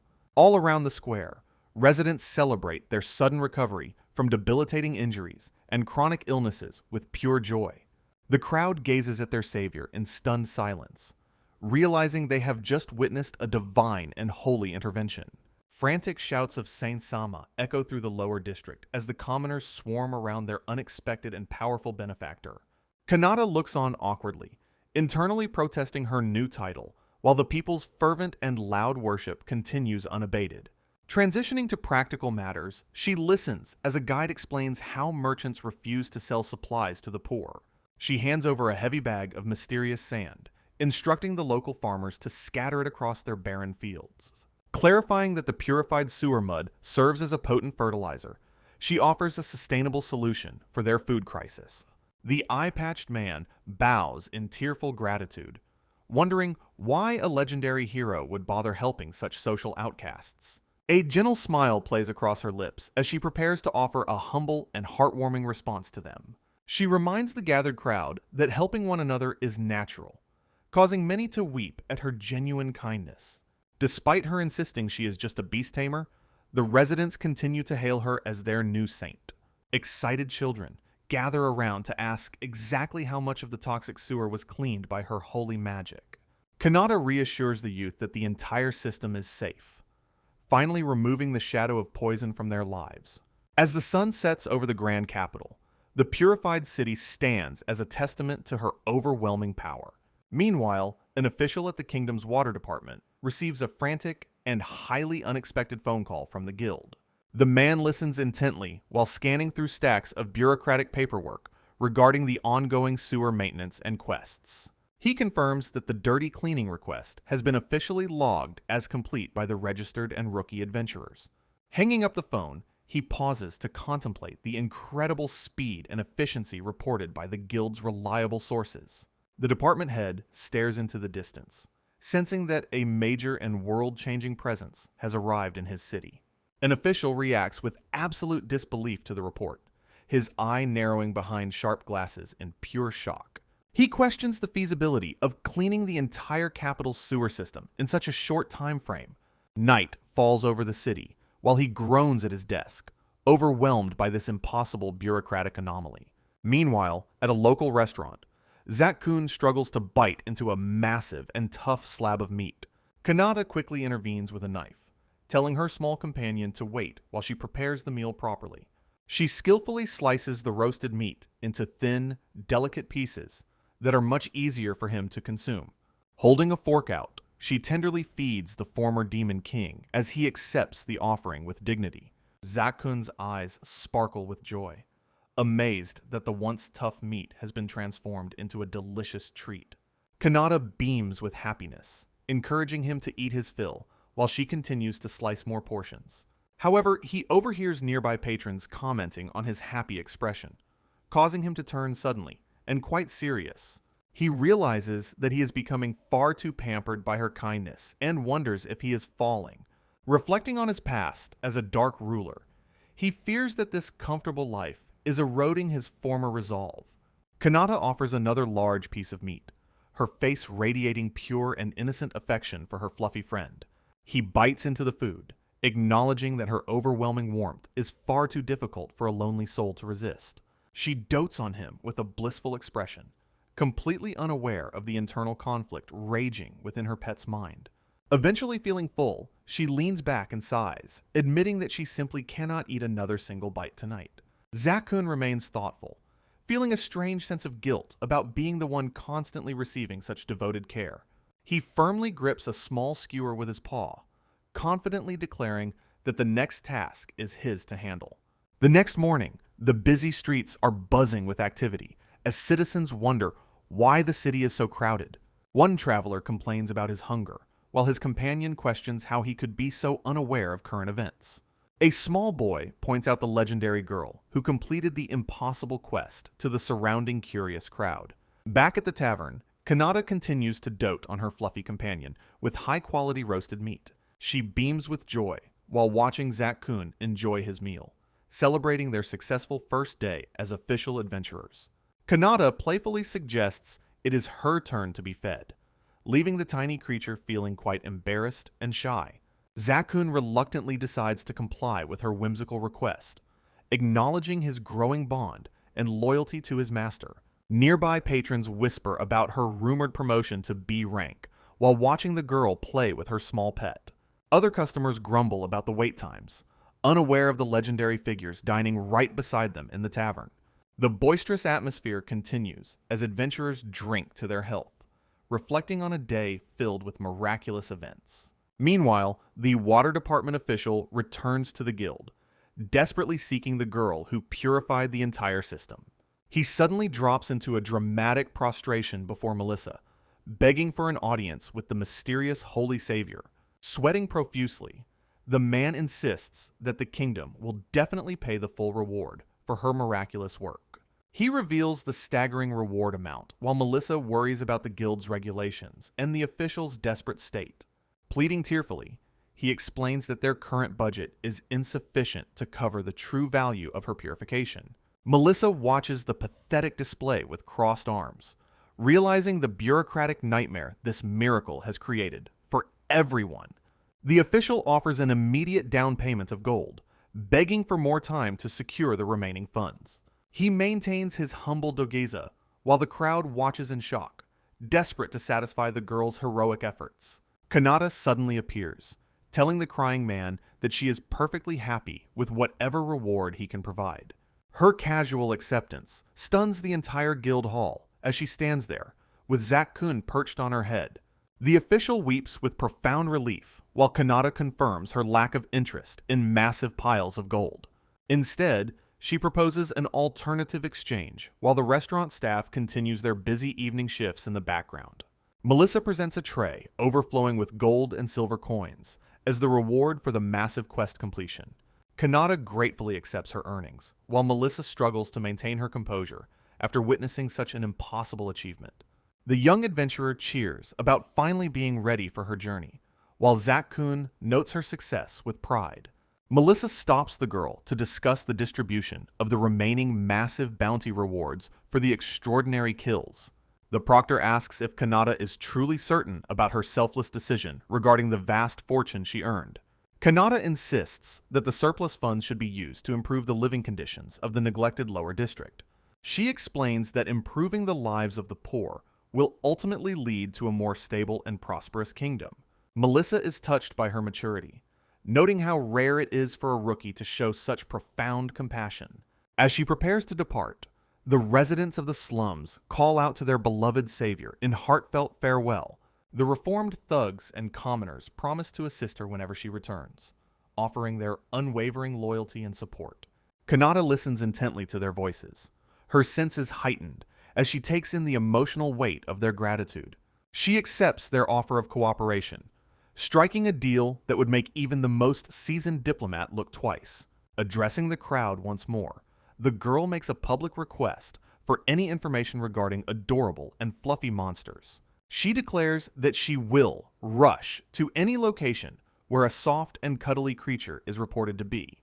The crowd erupts in cheers for their saint, though her true motivation remains purely her own fluffy obsession. People begin bringing forward a variety of small and fuzzy beasts, hoping to catch the attention of their savior. Out in the fields, farmers work the newly fertilized soil, witnessing the immediate benefits of her purified mud. This follows a hectic period where she successfully defeated the giant bird brothers that terrorized the outskirts yesterday. Her legend grew even further this very morning when she effortlessly took down a massive and terrifying dragon. By afternoon, she had completely purified the capital's vast sewer system, cementing her status as a miraculous hero. Kanata rolls around energetically in bed, while Zakun notes her surprising vitality after a long day of work. Noting her massive mana usage could have caused a normal person to collapse from pure exhaustion. She hugs her pillow with excitement as her health and magic power rapidly refill at an incredible rate. Zakun advises her to sleep well for tomorrow's journey as moonlight filters through the quiet room's windows. She drifts off into a deep slumber while her fluffy companion wonders if she can breathe under the blankets. The former Demon King closes his eyes, reflecting on the strange and unexpected turn his life has taken. Remembering that only 2 short days have passed since the young girl rescued him from the dark forest. A mysterious dream begins to unfold, taking him back to a place he once knew very well.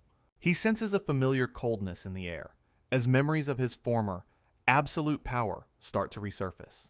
The stone walls of his old castle appear, still stained with the blood of countless past battles and conquests. Sitting upon his grand and imposing throne, he acknowledges that this vivid scene is merely a lingering dream. He identifies his former self as the legendary and feared Demon King Zagiel, ruler of the Dark Lands. Voices from the past question his decision to never invade the distant and prosperous human territories. A dark chuckle echoes through the silent and empty hall as he prepares a blunt and honest reply. He argues that as long as humans do not threaten him, a lasting peace is much more preferable. A radiant winged goddess appears before him, questioning whether he is truly an ally of the human race. Zagiel explains that he united the Dark Continent simply because he grew tired of the endless, bloody strife. Observing that his territory already possesses enough resources to sustain his people without resorting to meaningless war. He sees no logical reason to initiate a conflict with humans when peaceful development is a viable path. The divine entity asks if he still identifies as the cruel ruler of the demons or something else entirely. Zagiel declares that as a demon king, his primary duty is ensuring the welfare of his loyal subjects. Admitting that while a life without struggle is dull, he prioritizes healing his nation's strength and people. Clenching his fist, he vows to establish a grand 1,000-year kingdom that surpasses all previous demonic reigns. The goddess recoils in shock, questioning his sanity, since a demon should naturally harbor bottomless hatred for humanity. He smirks confidently, noting her true nature is finally surfacing while explaining he understands the cycle he endures. Pointing to his own head, he acknowledges the dark, violent impulses that are supposedly meant to control him. The goddess listens as he explains how he suppresses those external desires into the corners of his mind. She reflects on past demon kings who mindlessly slaughtered humans without any rational cause or strategic purpose, noting that such senseless violence invariably leads to the birth of a hero destined to slay the king. A hero stands over a fallen demon, illustrating the tragic cycle that has repeated for countless generations. The divine being looks down, reminding Zagiel that his kind has always been trapped in this loop. Zagiel gazes back with one sharp eye, asking the goddess exactly how much she knows about this world. He admits he knows very little, except for one crucial and dark truth regarding their shared existence. He boldly reveals that demons are merely harvesting tools designed by higher beings to consume human souls. Flashes of monsters terrorizing humans depict the horrific process of gathering energy for these mysterious overseers.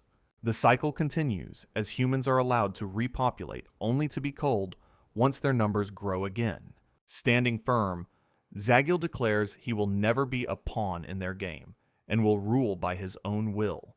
The goddess's expression twists into rage, mocking his attempt to act like a god despite being a demon.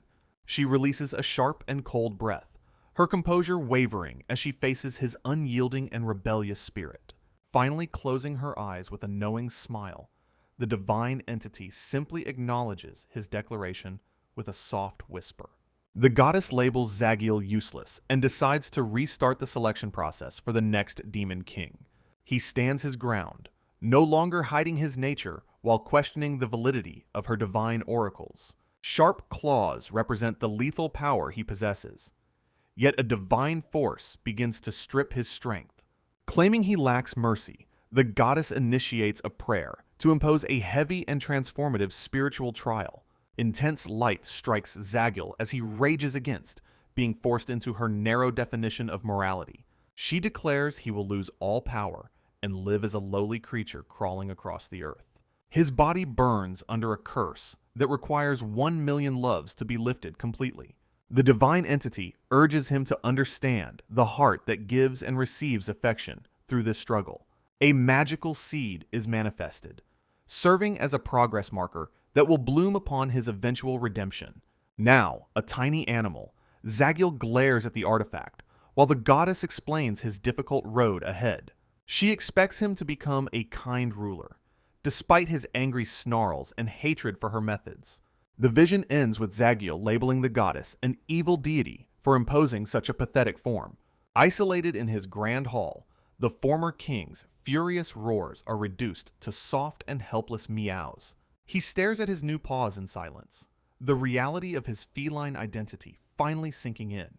Sitting by the measuring seed, the tiny beast contemplates how to reclaim his former and absolute glory. A hand suddenly reaches into the frame to pick up the glowing artifact from the stone floor. His chancellor, Zerbok, discovers his king transformed and begins examining the mysterious magical measuring device. Zerbok determines that destroying the artifact is meaningless, leaving the grumpy cat king feeling quite dejected. Zagiel relies on his chancellor's support, believing his people's loyalty will easily fulfill the goddess's requirements. Confident his subjects will recognize him, the cat smirks while Zerbok finds the entire situation bizarre. Chancellor Zerbok looks down at the tiny cat, coldly claiming that he no longer recognizes his former king. Zagiel's eye widens in horror as the official dismisses the talking beast as a mere noisy animal. The small creature reels from the shock, frantically accusing his most trusted advisor of a sudden and cruel betrayal. A sinister grin reveals sharp teeth as the traitor celebrates his sudden and unexpected stroke of massive good fortune. Zerbok declares his indifference to the god's will, welcoming a return to an era of total war and bloodshed. He embraces the dark essence of demons, vowing to enjoy the coming chaos of plunder and widespread slaughter. The Chancellor bellows for the guards, deceitfully announcing that their mighty demon king has mysteriously and suddenly vanished. Iron-shod boots thunder across the stone floors as the castle guards mobilize to begin a frantic search mission. The soldiers apologize for their failure, while Zerbok puts on a dramatic act of worry for his missing ruler. Sensing a dark magical influence, Zagil realizes his loyal chancellor has been brainwashed by some unknown and sinister power. The tiny beast trembles in fear, realizing he is now a target within the very walls he once ruled. Zerbok points toward the cat, ordering his men to dispose of the diseased pest far outside the castle gates. Zagil attempts to reveal his true identity, but a brutal strike silences his desperate and high-pitched feline protests. A guard kicks the small creature aside, fearing it carries some strange and infectious disease from the Dark Lands. The former king is cast out into the cold, with orders given to ensure his small heart stops beating. A single eye reflects the bleak reality, as Zagil describes the beginning of a long and living hell.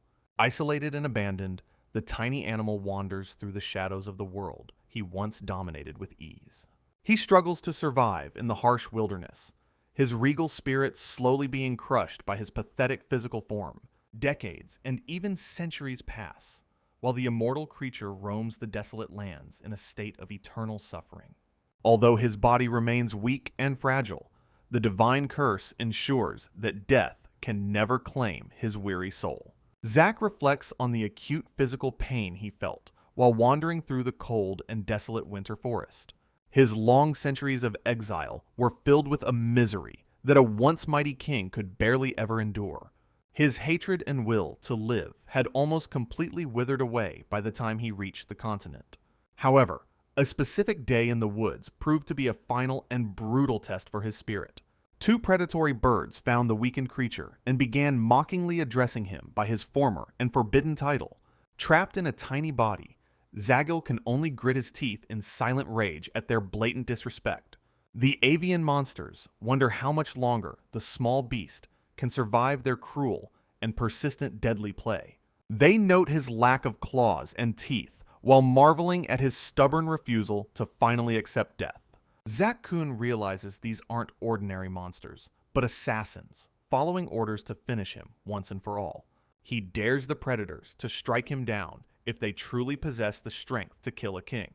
A sudden and powerful strike lands, pushing the small immortal creature even closer to his absolute breaking point.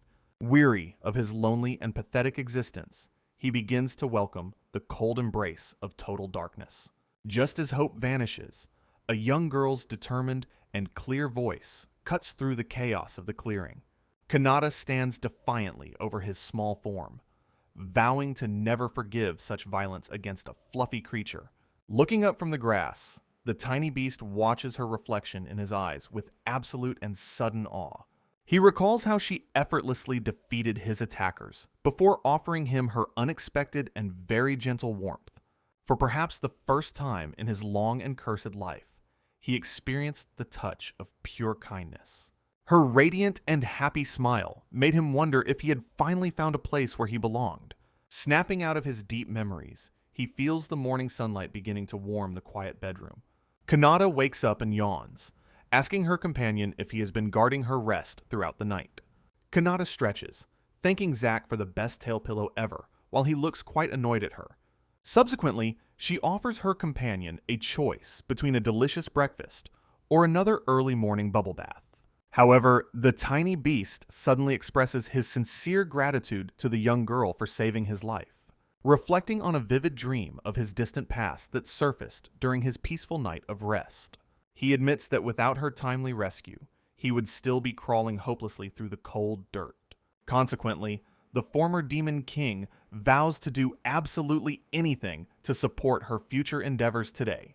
Viewing this unwavering loyalty as the only proper way to repay his immense debt of divine kindness, Kanata freezes in shock, her expression turning dark as she processes the heavy phrase, "do absolutely anything." Noticing her strange reaction, the small monster instantly regrets his choice of words as cold sweat beads. Suddenly, her eyes ignite with a terrifyingly joyful sparkle as she prepares to exploit his generous offer. She admits she has been holding back her intense desires for his incredible fluffiness until this moment. Without another word, she launches into a frantic and aggressive petting session that leaves him utterly dazed. The panicked beast frantically clarifies that he meant supporting her in combat, not being a living toy. Ignoring his protests, she continues her relentless assault of affection, while a deep misunderstanding takes root today. Screams for mercy echo from the room, while hearts flutter out the window into the morning air. Eventually, the creature lies completely limp and exhausted, while his master hums a cheerful and satisfied tune. Walking through the city later, Kanata radiates pure energy after successfully refilling her essential daily fluff supply. Zack reminds her that they earned a massive reward and must now focus on buying adventuring gear. He points out that her school uniform offers zero defense for the dangerous journey ahead of them. Agreeing with his logic, the pair head off to find a shop for some proper adventuring equipment. Entering a high-end equipment shop, a cheerful voice welcomes the pair into the bustling establishment. The merchant assumes Kanata is the customer, immediately recommending a selection of lightweight and elegant swords. He proudly presents a set of rare mithril silver armor, highlighting its incredible durability and popularity. Slamming a massive bag of gold onto the counter, Kanata demands the finest protective gear available. The merchant leads her toward the back, preparing to take precise measurements for her new outfit. Although Zakun offers to wait patiently, Kanata has a much more unexpected and specific plan. With a radiant smile, she declares that the top-tier armor must be crafted for her companion. The shopkeeper and the beast exchange a look of pure, unadulterated shock at her bizarre request. While the merchant questions armoring a cat, Zakun furiously retorts that he is a proud demon. Reeling in terror, the man realizes the monster is speaking directly into his mind with telepathic power. Kanata firmly asserts that her precious fluffy friend deserves absolute protection from even the slightest scratch. Struggling to keep his composure, the merchant finally deduces that she is an eccentric monster tamare. Despite his misgivings, he acknowledges the order while maintaining a look of extreme and visible skepticism. He guides the unusual duo deeper into the forge area to begin the difficult customization process. Observing her expensive academy uniform, the merchant assumes she is simply a bored and wealthy noble. However, a job is a job, so he expertly unfurls his measuring tape with professional determination. Zakun settles onto the workbench with a heavy sigh, resigning himself to this humiliating and fuzzy ordeal. The craftsman hesitates, looking down at the small black furball with a mixture of confusion and pity. As the tape wraps around Zack's round belly, the former king wonders exactly what is happening. Finally, the merchant can't help but point out the incredible and hilarious shortness of his tiny legs. The merchant shifts his focus to measuring the small beast's head for custom-fitted protective gear, carefully noting the dimensions, while maintaining his professional yet highly skeptical attitude toward the request. He openly doubts if such a tiny creature can truly handle the burden of wearing metal armor, eventually concluding that a slip-on design is the only way to accommodate the beast's unique shape. Kanata steps aside to let the craftsman work, eagerly awaiting the final unveiling of the equipment. Shortly after, an ornate winged helmet is placed on Zack's head, appearing hilariously large and heavy. The shopkeeper praises the perfect fit, while the former Demon King finds the comfort surprisingly acceptable. However, the sight of the armored fluffball causes Kanata to swoon in absolute and sudden ecstasy. While she is lost in her obsession, Zakun identifies a grave and unexpected issue with his gear. She confesses that his heart-stoppingly adorable appearance might actually lead to a serious physical health crisis, though the beast remains focused on the helmet's fatal flaw, rejecting the expensive and beautiful piece, because the metal is so heavy that he is physically pinned to the floor, unable to move. Realizing the weight is a deal-breaker, the young tamer accepts the unfortunate and heavy defeat. Consequently, she demands the absolute lightest item in the entire shop to replace the failed equipment. Yet the merchant reveals that the piece he just provided was already his lightest available stock. Bowing in sincere apology, He admits he simply cannot satisfy the young girl's extreme and demanding needs. They depart the shop in low spirits, with Zack lamenting his current state of pathetic physical weakness. He offers a humble apology for the failure, but Kanata's eyes suddenly ignite with a new fire. A terrifyingly determined grin spreads across her face as she tells her companion to never lose hope. She declares that if the ultimate gear isn't for sale, she'll secure it by her own hand. Kanata's gaze sharpens with a terrifyingly focused intensity as she resolves to take matters into her own hands. She declares that if the perfect equipment isn't for sale, she will simply have it custom made immediately. While Zack remains skeptical, she explains her plan to seek out a master blacksmith capable of legendary work. She begins daydreaming about Zack wearing increasingly soft and adorable protective gear to boost his fluffy defense. Her imagination runs wild with images of her companion, adorned in elegant, mana-infused ribbons and fuzzy accessories.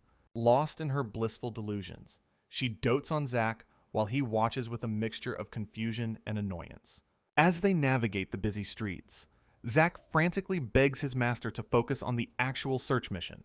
Eventually, the pair discovers a sturdy brick building that appears to be the workshop they were seeking. Spotting a weather-beaten blacksmith's sign, Kanata celebrates finding a professional who can fulfill her ridiculous requests.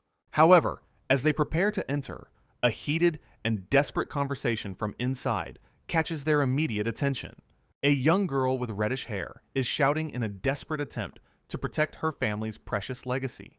She pleads with a smug, well-dressed man who seems entirely disinterested in her emotional and heartfelt appeals. The girl explains that their specialized forge has gone cold, making it impossible to produce any new wares. The businessman's grin grows wider as he points out the unique and difficult nature of this particular workshop. Looking dejected, the young blacksmith struggles to maintain her composure while facing the predatory lender's harsh demands. The massive stone forge stands silent and empty, a once great masterpiece now reduced to a cold monument. She recalls the vibrant heat that once filled the room when her father worked his legendary craft here. The man insists that selling the ancient furnace is the only logical way to clear her substantial debts. He offers a suspicious hand in cooperation, assuming the girl has no choice but to accept his terms. With a final, defiant roar, she rejects his corrupt proposal and vows to save her father's forge alone. The young blacksmith desperately guards her father's legacy, questioning why the lender is so obsessed with her cold forge. Suspiciously narrowing her eyes, she accuses the arrogant man of being the one who extinguished the essential fire. Although the furnace remains silent, she insists it can still be revived with the right amount of magical energy. However, the lender dismisses her claims as baseless lies, looking down at her with a cold and mocking gaze. He laughs at her financial misfortune, taunting that no other institution would dare to offer her a loan. A sinister grin spreads across his face as he enjoys watching the young girl struggle against his predatory demands. Overwhelmed by the weight of her mounting debts, the blacksmith realizes she has no immediate way to fight back. The cruel man points a finger at her, declaring that her situation is already hopeless and completely beyond repair. He further explains that hiring a high-tier mage to restart the forge is a luxury she simply cannot afford. Suddenly, a spark of realization flickers in her eyes as she begins to see through his malicious and deceptive scheme. She boldly asks if he was sent by a rival craftsman to steal her family's unique and valuable equipment.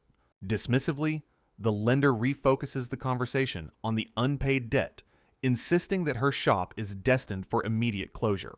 Just then, Kanata interjects with a clear voice, announcing her presence as a brand new and willing customer. Her sudden appearance startles both the lender and the blacksmith, breaking the tense standoff with an unexpected and polite apology. Visibly annoyed, the businessman tells her to back off, claiming his prior business takes precedence over her sudden arrival. Kanata calmly states that losing such a reputable workshop would be quite problematic for her current and urgent needs.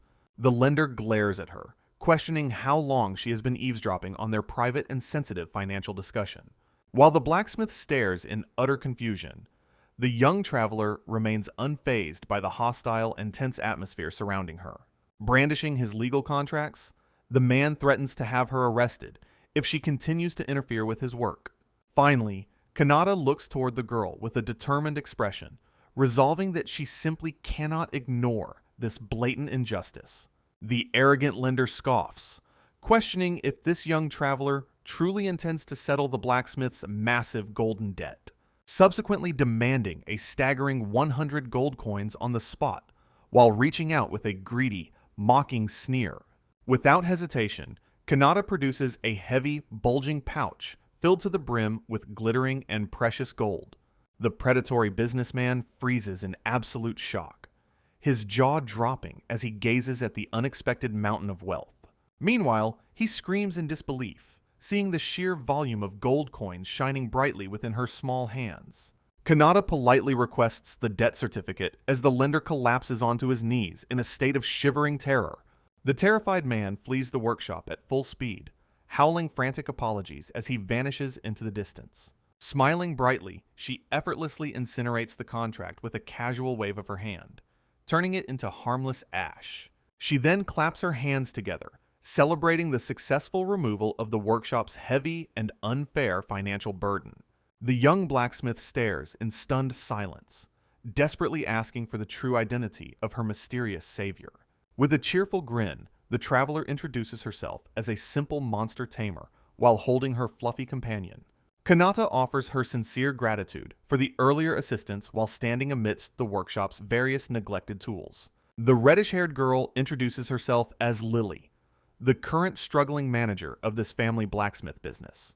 Zakun formally identifies himself to the surprised craftsman, who struggles to process the talking cat's existence. Lily sighs, admitting that mounting troubles have prevented her from successfully operating the forge for quite some time.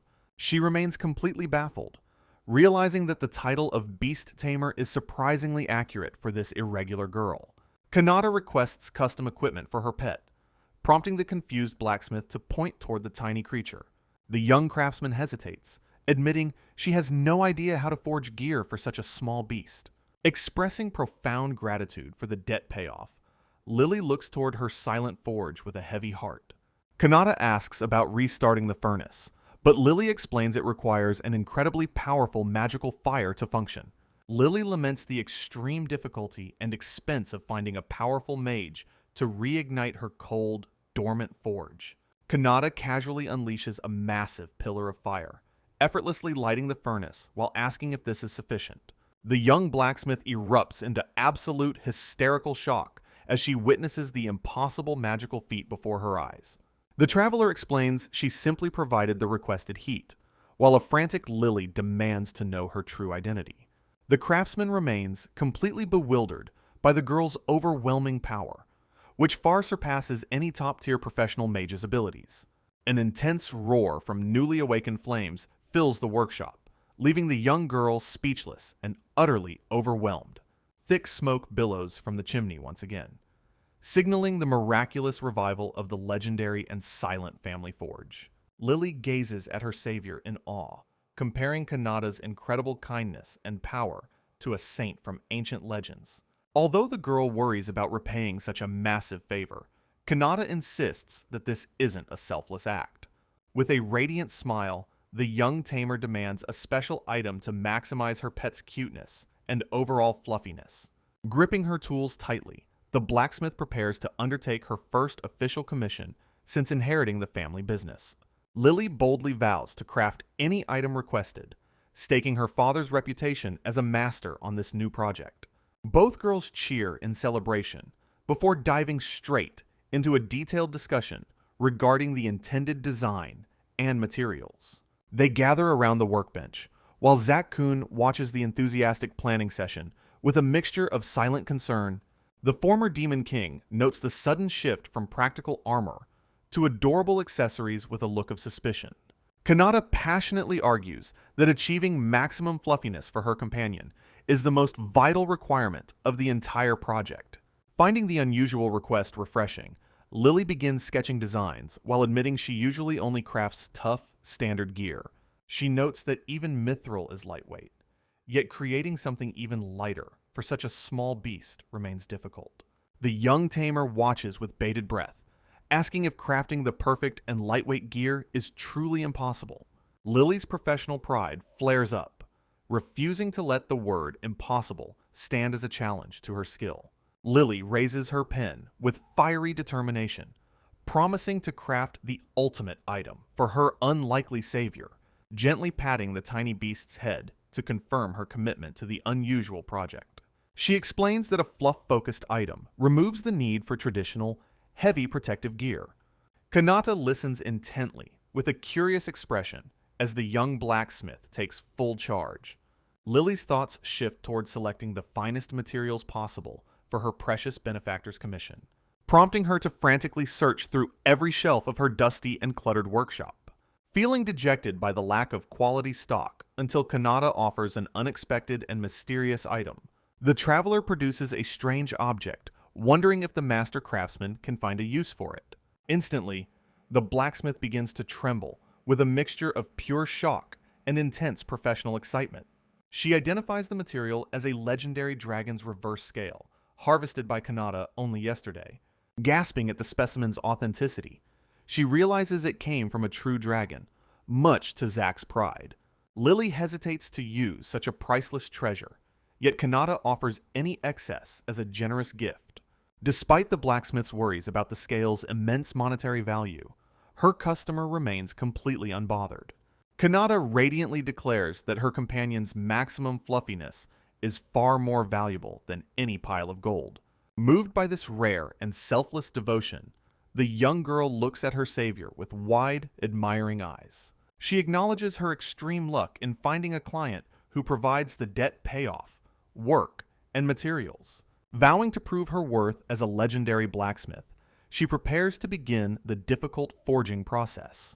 Donning her heavy protective goggles and gripping her trusty hammer, she promises to create a masterpiece. Skillfully handling the tough dragon scales with tongs, she analyzes the best way to utilize their unique properties.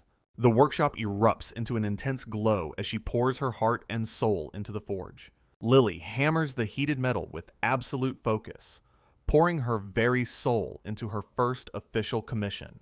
As Kanata waits expectantly in the quiet background, listening to the rhythmic clanging echo through the small workshop, suddenly, the blacksmith triumphantly announces that the item is finally finished, tossing aside her protective goggles. She presents her creation with immense pride, prompting a look of pure, starry-eyed wonder from the young tamer. The masterpiece is revealed to be an elegant brush forged from the legendary dragon's nearly indestructible reverse scale. Kanata asks with excitement if this divine tool will grant Zak the ultimate strength of maximum fluffiness. She then pats her lap, inviting her small companion to sit for an immediate and thorough testing session. Zakun looks on with suspicion, wondering if he is about to be equipped with a legitimate weapon. With a cheerful shout, the girl prepares to use the scale-forged brush for the very first time. The instant the bristles graze his fur, an electric surge of pure pleasure ripples through the beast. He screams in shock as his fur explodes into a shimmering, silky cloud of unprecedented and majestic fluff. Kanata brushes him with a blissful smile, while Zakun melts into her lap in a state of euphoria. Watching the heartwarming scene, Lily beams with satisfaction, knowing she has truly fulfilled her client's bizarre request. The former Demon King concludes that this item has indeed evolved his fur to a legendary and fluffy level. Kanata offers her deepest thanks to the artisan, celebrating the arrival of the most important tool for taming. Reborn with majestic fluff, Zak confidently claims he could easily overwhelm a slime with his new divine aura. As they leave the shop, Lily yells out to them, insisting they return whenever they need another masterpiece. Kanata waves a happy farewell, while her pet offers a formal and regal word of parting appreciation. The blacksmith continues to shout her passionate support, promising to craft anything the two adventurers might need. Finally, the pair skips away into the distance, eagerly looking forward to discovering more fluffy creatures together. Lily reflects on her father's legacy, gazing into the distance with a newfound sense of purpose and hope. She stands before a cherished memento on the wall, silently reaffirming her commitment to the family forge. A framed photograph reveals a happy memory of her childhood, spent learning the blacksmith craft from her father. Clutching the photo close, she smiles brightly, feeling an end to her long days of lonely struggle. Turning back to her customers, she enthusiastically promises to handle whatever strange requests they might bring her way. As Kanata departs, Lily resolves to sharpen her own skills to match the legendary materials she was gifted. Suddenly, a frantic adventurer bursts through the workshop doors, desperately seeking an immediate and urgent professional repair. The young man presents his shattered blade, pleading for help before embarking on a time-sensitive emergency quest. Lily examines the broken weapon with a serious expression, weighing the difficulty of such a rapid restoration task. A confident smile spreads across her professional face. She boldly accepts the challenge, promising to return the sword to its former glory in record time. Meanwhile, Zack feels remarkably refreshed and energized, his spirit finally clear after centuries of dark and heavy despair. The former Demon King displays his improved agility, wondering if his human companion is impressed by his speed. Kanata swoons over his majestic power-up, losing herself in the absolute radiance of his newly brushed and shimmering fur. Zack quickly changes the subject, insisting that Kanata finally purchase some actual armor to protect her fragile human body. He scolds her for relying on a simple school uniform, which offers zero defense against lethal monster strikes. However, she remains completely unconcerned, declaring that her precious companion's safety is a far greater priority than her own. Moved by her selfless devotion, the beast reflects on the surreal nature of a dark ruler receiving human care.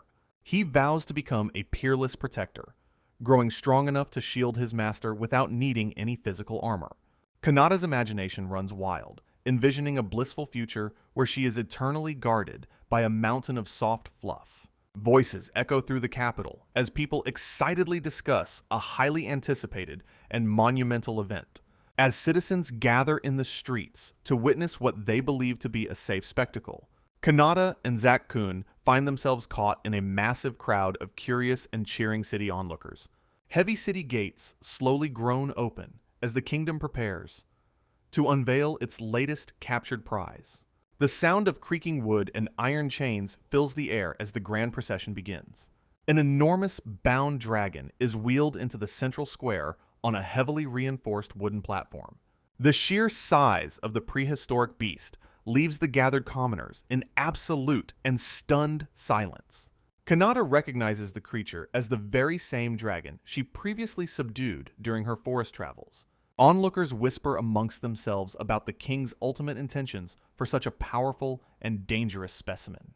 Zakun reflects on the cruel laws of the demon world while watching his captured former subordinate. The young tamer senses a sudden shift in the atmosphere while blending into the crowd. Suddenly, an ominous and bright halo of light begins to manifest around the dragon's large head. Terror strikes the square as the massive beast unexpectedly opens its glowing and vertical yellow eyes. A guard frantically screams for the panicked residents to stay calm despite the growing and imminent danger. The specialized copper ropes begin to strain and fray under an immense and sudden internal force. Despite their magical durability, the restraints snap like mere twine against the dragon's awakening power. The creature unleashes a thunderous roar that vibrates through the very foundations of the entire city. Mayhem erupts as the terrified populace flees for their lives from the now chaotic town square. The colossal dragon looms over the buildings, preparing to unleash its destructive fury upon the capital. Meanwhile, elite adventurers at the guild headquarters mobilize quickly to respond to this sudden emergency. Guards shout to prioritize evacuation and lure the dragon outside the capital if necessary. As Melissa grits her teeth, determined to resolve this catastrophe without any further civilian casualties. She realizes that stopping a rampaging dragon in such a densely populated area is nearly impossible, blaming the Research Institute for their reckless desire to capture a true dragon alive for study. Meanwhile, Kanata watches the chaos with a calm expression, seemingly unaffected by the surrounding life-threatening panic. She resolves that now is not the time for convenient thinking, but for protecting everyone present. Melissa draws her weapon and commands the citizens to evacuate immediately, while her team takes charge. The crowd suddenly erupts in joy, shouting about a miracle and hailing their unexpected savior as a saint. A confused official asks Melissa for an explanation as the terrifying sounds of battle abruptly cease. Another frantic guard runs over, desperately asking about the current location and status of the monster.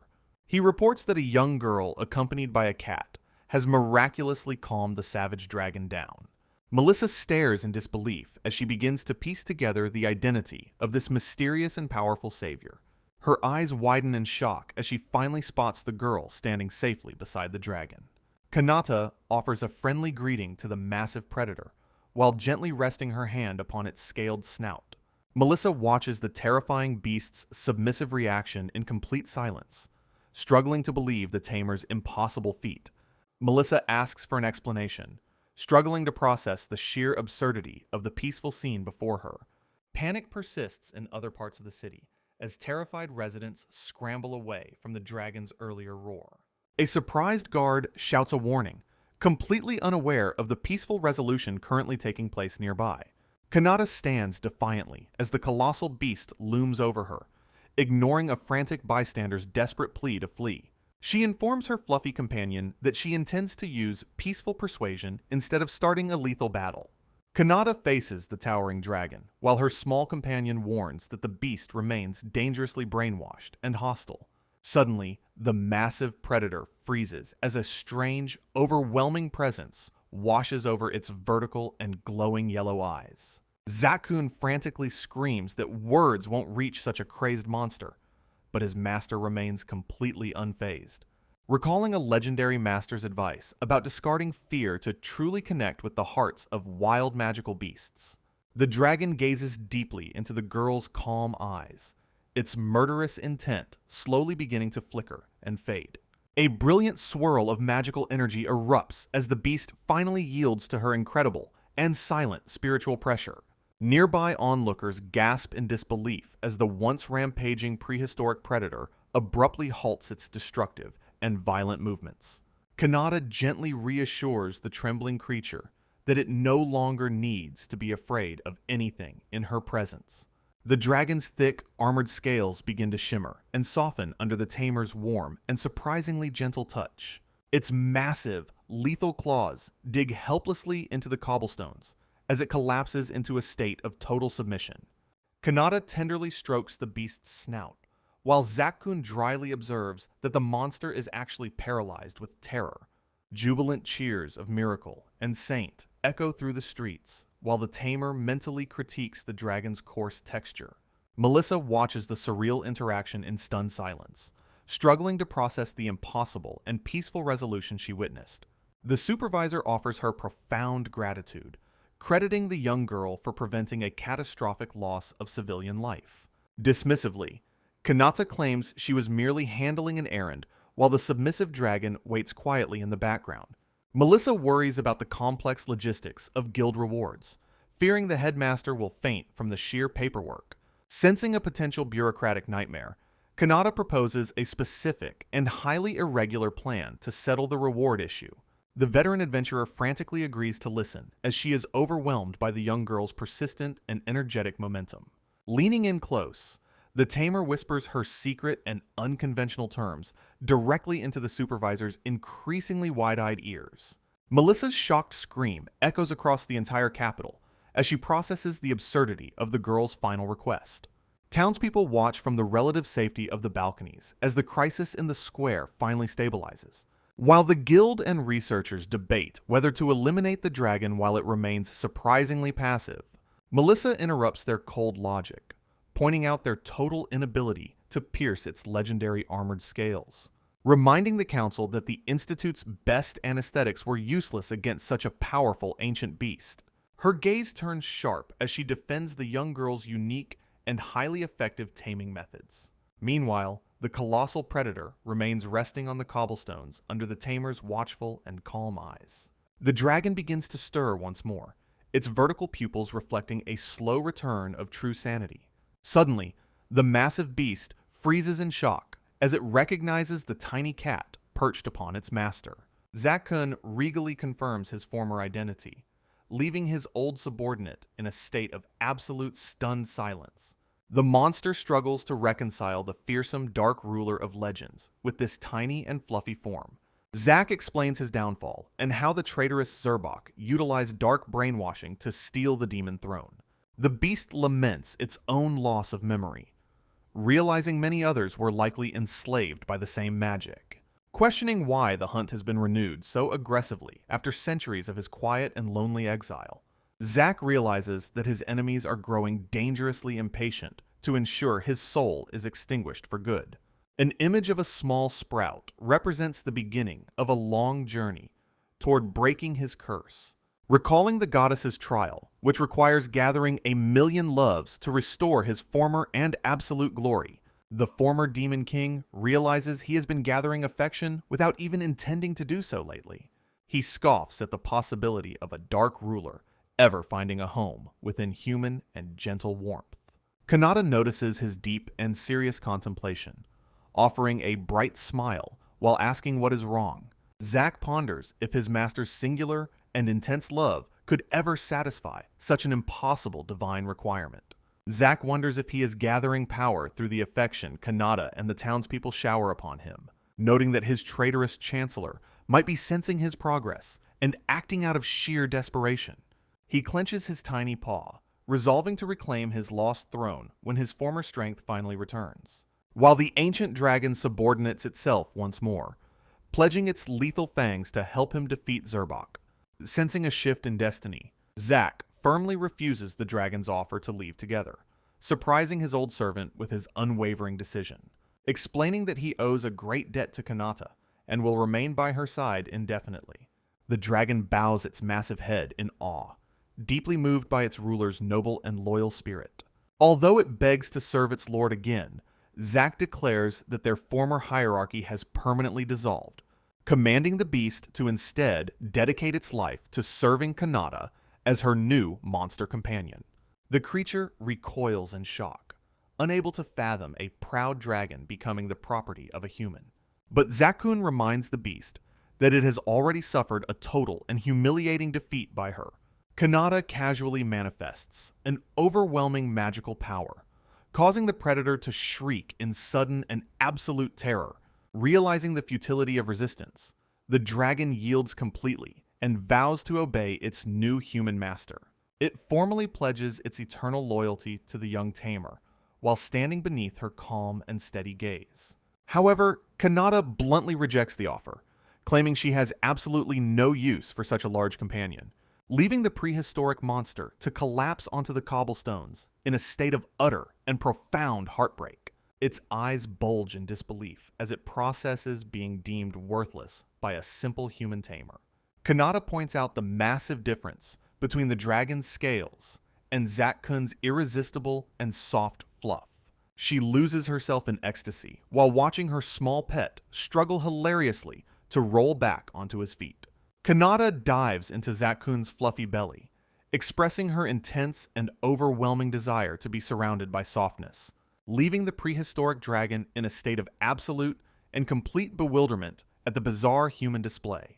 She shouts that the dragon lacks sufficient fluffiness to ever qualify as a companion on her journey, causing the massive monster to blink in utter confusion as it struggles to understand her peculiar logic. The beast remains baffled by human words, while the former demon king observes the chaotic scene nearby. Zakun explains that his own fluffy strength far exceeds the dragon's rough and armored physical power. Kanata asks if the creature finally understands its place, while the dragon realizes its own massive inadequacy. Despite its noble dragon spirit, the monster feels a profound sense of defeat before the young tamer. Zack firmly rejects the dragon's plea to serve him, dissolving their former hierarchy once and for all. He instead commands the beast to dedicate its long life to working as a guardian for Kanata. The creature initially protests against serving a mere girl, but Zack reminds it of the natural law. Zack reminds it of its previous defeat, leaving the monster to tremble in a state of absolute disbelief, as Kanata manifests an overwhelming magical vortex that forces the dragon to scream in sudden and primal terror. Eventually, the dragon yields to the ancient laws of nature and accepts its new role as a servant. It bows deeply, promising to serve as her wings and fangs while a radiant light fills the square. Unexpectedly, Kanata bluntly refuses the offer, causing the dragon and Zakun to freeze in total and absolute disbelief. The prehistoric predator collapses onto the cobblestones, completely and utterly heartbroken by such a cold rejection. Its eyes bulge as it processes being deemed entirely worthless compared to a small cat's soft fur. Kanata illustrates the superior texture of Zakun, while the small beast struggles hilariously on the ground. Zakun eventually reminds his master of their empty pockets, prompting Kanata to realize they must earn money. Melissa grabs Kanata's arm, insisting she remain for the mandatory dragon registration and subsequent guild questioning process. Dragging the reluctant tamer away, Melissa explains that official procedures must be followed despite the dragon's peaceful departure. Meanwhile, in a distant realm, a magical rose inside a glass dome begins to glow with renewed life. Zerbok observes the blooming petals with growing terror, realizing the Demon King's ancient curse is rapidly breaking down. His eyes ignite with malice as he decides to mobilize the Dark Continent's entire military force for invasion. A cold dread fills the traitor's heart, knowing he faces a brutal execution if the king returns home. Clenching his fist, he curses the mysterious events causing his centuries of careful control to fail so suddenly. A frantic messenger bursts into the room, shouting about a catastrophic emergency that demands the Chancellor's immediate attention. The soldier reports that the entire unit of monster assassins sent after the king has been completely annihilated. News reports confirm that their strongest dragon has defected and now serves the enemy with its lethal flames. Zerbok reels in shock, realizing his former master is reclaiming his legendary power far sooner than he ever expected. The panicked minion pleads for instructions, while the Dark Ruler struggles to maintain his crumbling composure and authority. Recognizing that standard assassination attempts are now futile, he analyzes the terrifying new strength of the defector dragon. Concluding that further delay is impossible, the traitorous Chancellor resolves to personally end the Demon King's fragile life. He raises his hands amidst a dark storm, vowing to strike before the king's full power can truly manifest. A global mobilization order is issued, sending the entire demonic army toward the human realm for one final battle. Back in the capital, a high-ranking knight approaches Kanata, addressing the famous sword champion with extreme and formal respect. Two elite guards kneel before the young girl, delivering an official summons from the king to visit the castle. Kanata reacts with visible annoyance, clearly regarding the royal invitation as a bothersome interruption to her daily fluff time. She dismisses the prestige of the summons, casually treating the king's royal favors like simple gifts from a relative. A royal knight leads the way, insisting they shouldn't ignore a king's summons while a carriage awaits. The ornate carriage rattles through the cobblestone streets, carrying Kanata toward the majestic and imposing royal palace. Grand spires pierce the cloudy sky as the carriage arrives at the entrance of the massive castle complex. Kanata enters the grand audience hall, where the air is thick with the weight of tradition and authority. Standing before the throne, she politely greets the sovereign, who has requested her presence for a formal audience. The bearded king expresses his deep gratitude for her efforts in calming the dragon and saving the city. Kanata continues her conversation with the dragon, noting its lack of fluff while the beast looks on submissively. The king observes their interaction, realizing that the young girl truly commands the respect of a legendary creature. Surprised by the king's interest, she asks if he too is captivated by the pursuit of animal fluffiness. However, the monarch's gaze turns sharp as he prepares to discuss the reality of her dangerous traveling plans. The dragon offers its services as compensation for the trouble it caused the humans during its earlier, mindless rampage. Kanata dismisses the need for a royal reward, explaining that the guild's support is more than enough for her. Behind the king, an advisor trembles in fear, pleading for the monarch to remain calm during the conversation. Suddenly, the king drops into a dramatic prostration, begging Kanata to stay for the sake of the kingdom. He yells that the nation's power balance rests on her shoulders, fearing her departure will invite foreign aggression. Smiling sweetly, she declines his offer yet again, completely unswayed by his desperate and unkingly display of emotion. The royal advisor tries to pull the king up, mortified that a ruler would behave so pathetically before Kanata. The official lists her impressive heritage, reminding her that she carries the legendary blood of the realm's greatest heroes. Grabbing her hand, the king insists she is a national treasure who far exceeds the wisdom of past generations. He continues his loud and tearful wailing while Kanata remains unfazed, resolving to leave for her adventure regardless. Kanata promises to return to the capital after her world tour, reassuring the emotional king. The king weeps with relief while Kanata officially confirms their pact for a future reunion. Overwhelmed by her kindness, the monarch's eyes fill with tears of genuine and deep gratitude. Despite her protests, the king continues his dramatic worship while Kanata prepares to depart. Suddenly, a thunderous shockwave rattles the palace, alerting everyone to a new and imminent threat. A panicked attendant reports mysterious smoke rising near the city's outer wall, alarming the king. Everyone rushes to the balcony, fearing a sudden monster assault or an enemy nation's invasion. Zakun narrows his eyes, sensing a familiar and highly dangerous magical presence approaching the capital. A massive army materializes from a cloud of dust, leaving the city guards in total shock. Kanata detects the lingering scent of high-level teleportation magic, questioning her small companion's sudden silence. An eerie silence falls over the city, while the magical energy in the air thickens. Shocked onlookers struggle to grasp the scale of the impending disaster unfolding before them. Thousands of flying monsters darken the sky, bypassing the border completely through advanced magical means. Zakun identifies a forbidden spatial transfer technique, realizing his traitorous chancellor has finally made his move. Panic spreads as officials realize the invaders originated from the long-dormant and distant Dark Continent. The king eyes Zack suspiciously, questioning how a mere pet possesses such intimate knowledge of demons. A citizen points upward as the air begins to shimmer with a massive magical projection. An enormous image of the traitorous Zerbok appears in the sky, causing Zack to growl. The villainous projection demands that the humans immediately surrender the hidden former Demon King Zagiel. Zerbok promises a peaceful withdrawal if his terms are met, otherwise threatening a total massacre. Smoke billows from a distant explosion as terrified screams echo throughout the capital. Zerbok grants the humans 1 hour to comply, before initiating a total and heartless annihilation. Within the palace hall, citizens descend into a state of absolute and hysterical panic over the ultimatum. Zack confesses his guilt for bringing this catastrophe upon the city through his very presence. He concludes that the only simple solution to stop the slaughter is his own immediate elimination. Apologizing to his master, the small beast leaps away while declaring a sudden and heartbreaking farewell. He sprints toward the danger at high speed, determined to sacrifice himself for the sake of people.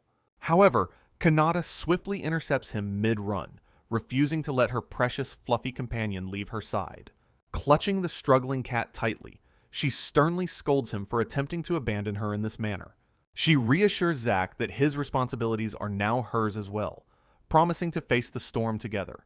Zack stares at his master in stunned silence, overwhelmed by her unwavering and fearless devotion. He reflects on her incredible spirit as the deadline for the city's destruction draws ever closer. Without hesitation, Kanata leaps from the high royal balcony while a panicked king screams for her. She falls through the air with a radiant smile, seemingly enjoying the thrill of the descent. Landing gracefully, she reassures a dazed Zack while noting his fluff remains perfectly intact. The king watches from above, his jaw dropping in absolute shock at her impossible physical feat. Kanata blurs through the empty streets, her heart set on confronting the invading demonic army alone.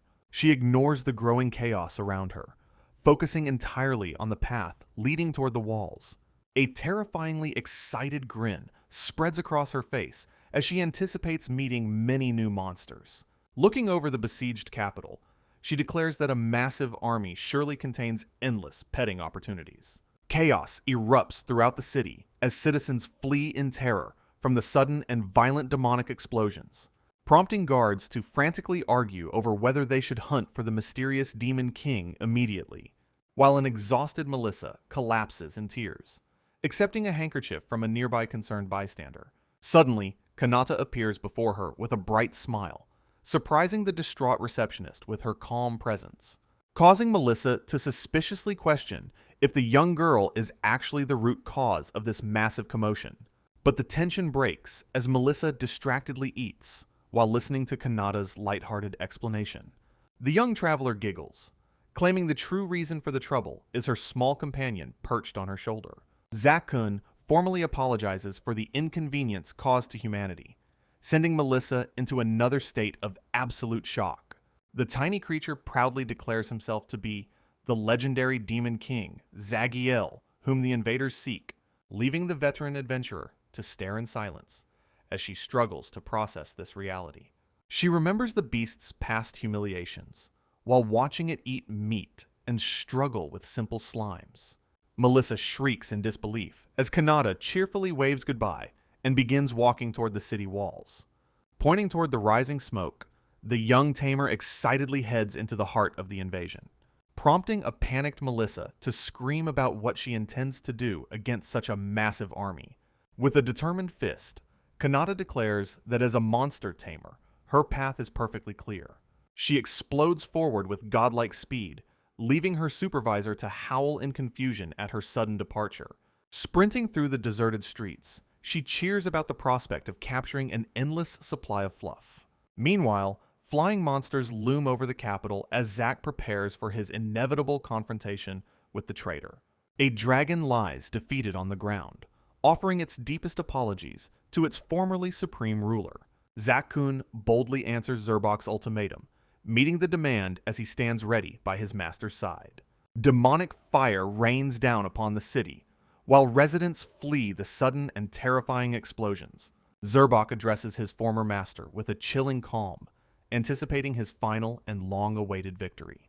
The commoners descend into hopeless despair, fearing the total destruction promised by the invading demonic horde. Zakun accepts the weight of his past, explaining the origin of the forbidden teleportation magic used. He grits his teeth in frustration, his miniature body trembling with a surge of repressed demonic power. With a sudden burst of speed, the tiny beast leaps away to face the army alone. He sprints toward the city walls, determined to sacrifice himself for the sake of his human master. However, Kanata's hand reaches out and captures the struggling cat before he can depart her side. She firmly scolds him for attempting to shoulder the burden of this grand conflict entirely on his own. She gazes at him with an encouraging smile, reaffirming their shared bond and common destiny today. The tiny beast's eye widens as he processes the sheer depth of her unexpected and sincere devotion. He realizes that he is no longer a lonely exile, but a companion worth truly fighting for. Kanata waves a cheerful goodbye to the king before preparing for a grand and daring escape. She plunges from the high stone ledge, holding Zack tightly while falling toward the square below. Landing safely, she dotes on her exhausted pet while ignoring the surrounding and life-threatening demonic chaos. The monarch watches from the balcony in absolute silence, paralyzed by the girl's impossible and reckless feat. They blur through the cobblestone streets, leaving behind a trail of dust as they approach the walls. Zakun reflects on the power within his master's heart, marveling at her complete lack of fear. The traitorous chancellor's malicious grin fills the sky as he anticipates the Demon King's final demise. Kanata reaches the edge of the city, resolving to capture every single soft creature in the army. Zack accepts the inevitable, preparing himself for a desperate struggle as the enemy's mockery echoes around him. The former Demon King begins performing a series of strange, jerky movements while rolling across the dirt path. He continues his bizarre display, tumbling around with intense focus while shouting a challenge to the watching villain. Zerbok erupts into a fit of hysterical laughter, mockingly asking if Zack intends to kill him with humor. Undeterred, Zack glares back with a fierce expression, claiming he is completely serious and ready for a fight. The traitorous chancellor sighs with boredom, noting that Zack's current appearance is more pitiful than he ever imagined. A headless knight steps forward from the shadows, volunteering to dispose of the weakened king once and for all. Dismissively, Zerbok agrees to let the Doulahan handle the execution, deeming Zack unworthy of his entire army's attention. Brandishing a massive, black-bladed sword, the armored monster charges toward the small furball with a terrifying, lethal intent. The Dullahan swings its heavy blade downward, vowing to finally claim the legendary head of the fallen ruler. Zack stares up at the descending steel, boldly declaring that his life is far too valuable to end here. Suddenly, Kanata steps between them, effortlessly intercepting the giant blade with her bare hand while the monster freezes. The confused knight questions why a mere human girl would dare to interrupt a formal and sacred demonic duel. A cold shadow falls over Kanata's face as she delivers a blunt and surprisingly low score for his performance. With a casual motion, she grips the edge of the legendary weapon, while the monster watches in total disbelief. The Dullahan gasps as his indestructible blade begins to crack under the pressure of the young girl's fingers. In a shocking display of raw power, she effortlessly snaps the massive steel sword into several useless, broken pieces. The monster falls to his knees in despair, mourning the sudden destruction of his most precious and beloved weapon. Looking over at her small companion, Kanata notices Zack lies exhausted on the ground after his earlier rolling performance. She flashes a bright smile, promising to return after she finishes grading the rest of the invading monster army. Zakun accepts the challenge, deciding that direct action is finally necessary for his honor as a king. The former Demon King executes a series of clumsy rolls, while Zurbok watches from the sidelines. Zakun tumbles across the ground, shouting a challenge despite his diminutive and fluffy current feline form. Zurbok erupts into a fit of hysterical laughter, mockingly questioning if this is a joke strategy. Undeterred, the cat-sized king glares back with absolute intensity, claiming he is always completely serious. The traitorous chancellor sighs at the pathetic display, while his massive monster army waits in the background. A headless knight steps forward, volunteering to personally handle the execution of his former sovereign lord. Zurbok agrees to let the Dullahan proceed, dismissing Zakun as a target unworthy of his own attention. Drawing a massive black blade, the armored monster charges toward the small furball with lethal intent. The Dullahan swings his heavy sword downward, vowing to finally claim the legendary head of the king. Zakun glares from the ground, daring the assassin to give his all to take his regal life. Kanata catches the blade. The stunned Dullahan demands to know why a mere girl would dare interrupt a formal demonic duel. Kanata looks down with a shadowed gaze, coldly awarding the elite knight a pathetic 2-point score. The blade cracks instantly. She shatters the sword. The Dullahan collapses in despair, while Kanata awards a mediocre 6-point score to his overall technique. Monsters fly everywhere. Broken weaponry litters the field after her rapid and overwhelming assault against the demonic invaders. Soldiers fall in heaps. Zurbok gazes at his ruined army, lamenting the sudden and total loss of his once great demonic glory. As he sheds bitter tears over his shattered ambitions and the impossible dream of becoming the next king, a cold voice interrupts his mourning, declaring that there is only one singular reason for his absolute defeat. Kanata stands tall, brandishing her weapons, while bluntly stating that the enemy army simply lacks sufficient fluffiness. The villain stares in utter disbelief, his eyes wide with confusion, as he processes her bizarre and nonsensical words. With a shadowed gaze, she awards him a 0-point score for failing to possess even a hint of softness. The former chancellor collapses into a state of deep and pathetic despair over his perfect and total failure. Kanata reveals that Zakun has earned 1,000,000 points, ensuring her companion's victory was guaranteed from the start. The demon screams in primal agony, unable to accept the crushing weight of his humiliating and ridiculous defeat. Suddenly, a pillar of divine light descends from the sky, while a mysterious and holy voice echoes through the air. A majestic goddess appears before the shocked Zakun, questioning why the fallen ruler seems so incredibly surprised today. She praises his progress in cultivating the flower of love, claiming his long and difficult trial is almost complete. A white feather drifts slowly through the radiant air. However, her tone turns chilling as she reveals a forgotten detail regarding a lethal time limit on the curse. Zakun trembles in horror upon learning that his life will be forfeit when the magical rose eventually wilts. Petals fall from the dying flower as the divine entity mockingly asks if he can gather enough love now. She laughs cruelly at his desperate state, revealing her hidden malice while the small beast grits his teeth, admitting she never intended to lift the curse. The goddess prepares to depart while Kanata frantically calls out. Kanata kneels beside her exhausted and fading companion, pleading for him to stay strong as the light dims. Meanwhile, Zerbok erupts in a fit of sadistic laughter, celebrating the inevitable and tragic death of his hated rival. Kanata kneels amidst a dark aura of despair, clutching her fading companion as the cruel goddess mocks them. Zakun whispers her name with a weary voice, acknowledging the grim reality that his journey is finally ending. Looking smaller and more fragile than ever, the former king apologizes for being unable to travel further. Yet a tearful smile crosses his face, while he confesses that meeting her was his greatest happiness. Bursting into tears, Kanata refuses to accept this fate, shouting that their time together must never end. However, the beast explains that the laws of this world make a divine curse impossible to shatter. His small frame shudders as the malicious magic of the goddess begins to slowly consume his physical form. Despite the overwhelming odds, she holds him close, searching for any possible way to save her precious friend. Suddenly, the goddess recoils in shock, witnessing Kanata's recovery magic desperately fighting back against the divine erosion. Narrowing her eyes, the celestial being realizes she is facing a soul transported from another dimension entirely. A surge of memories from her previous life as Yoshino Kanata floods back, fueling her current magical resolve.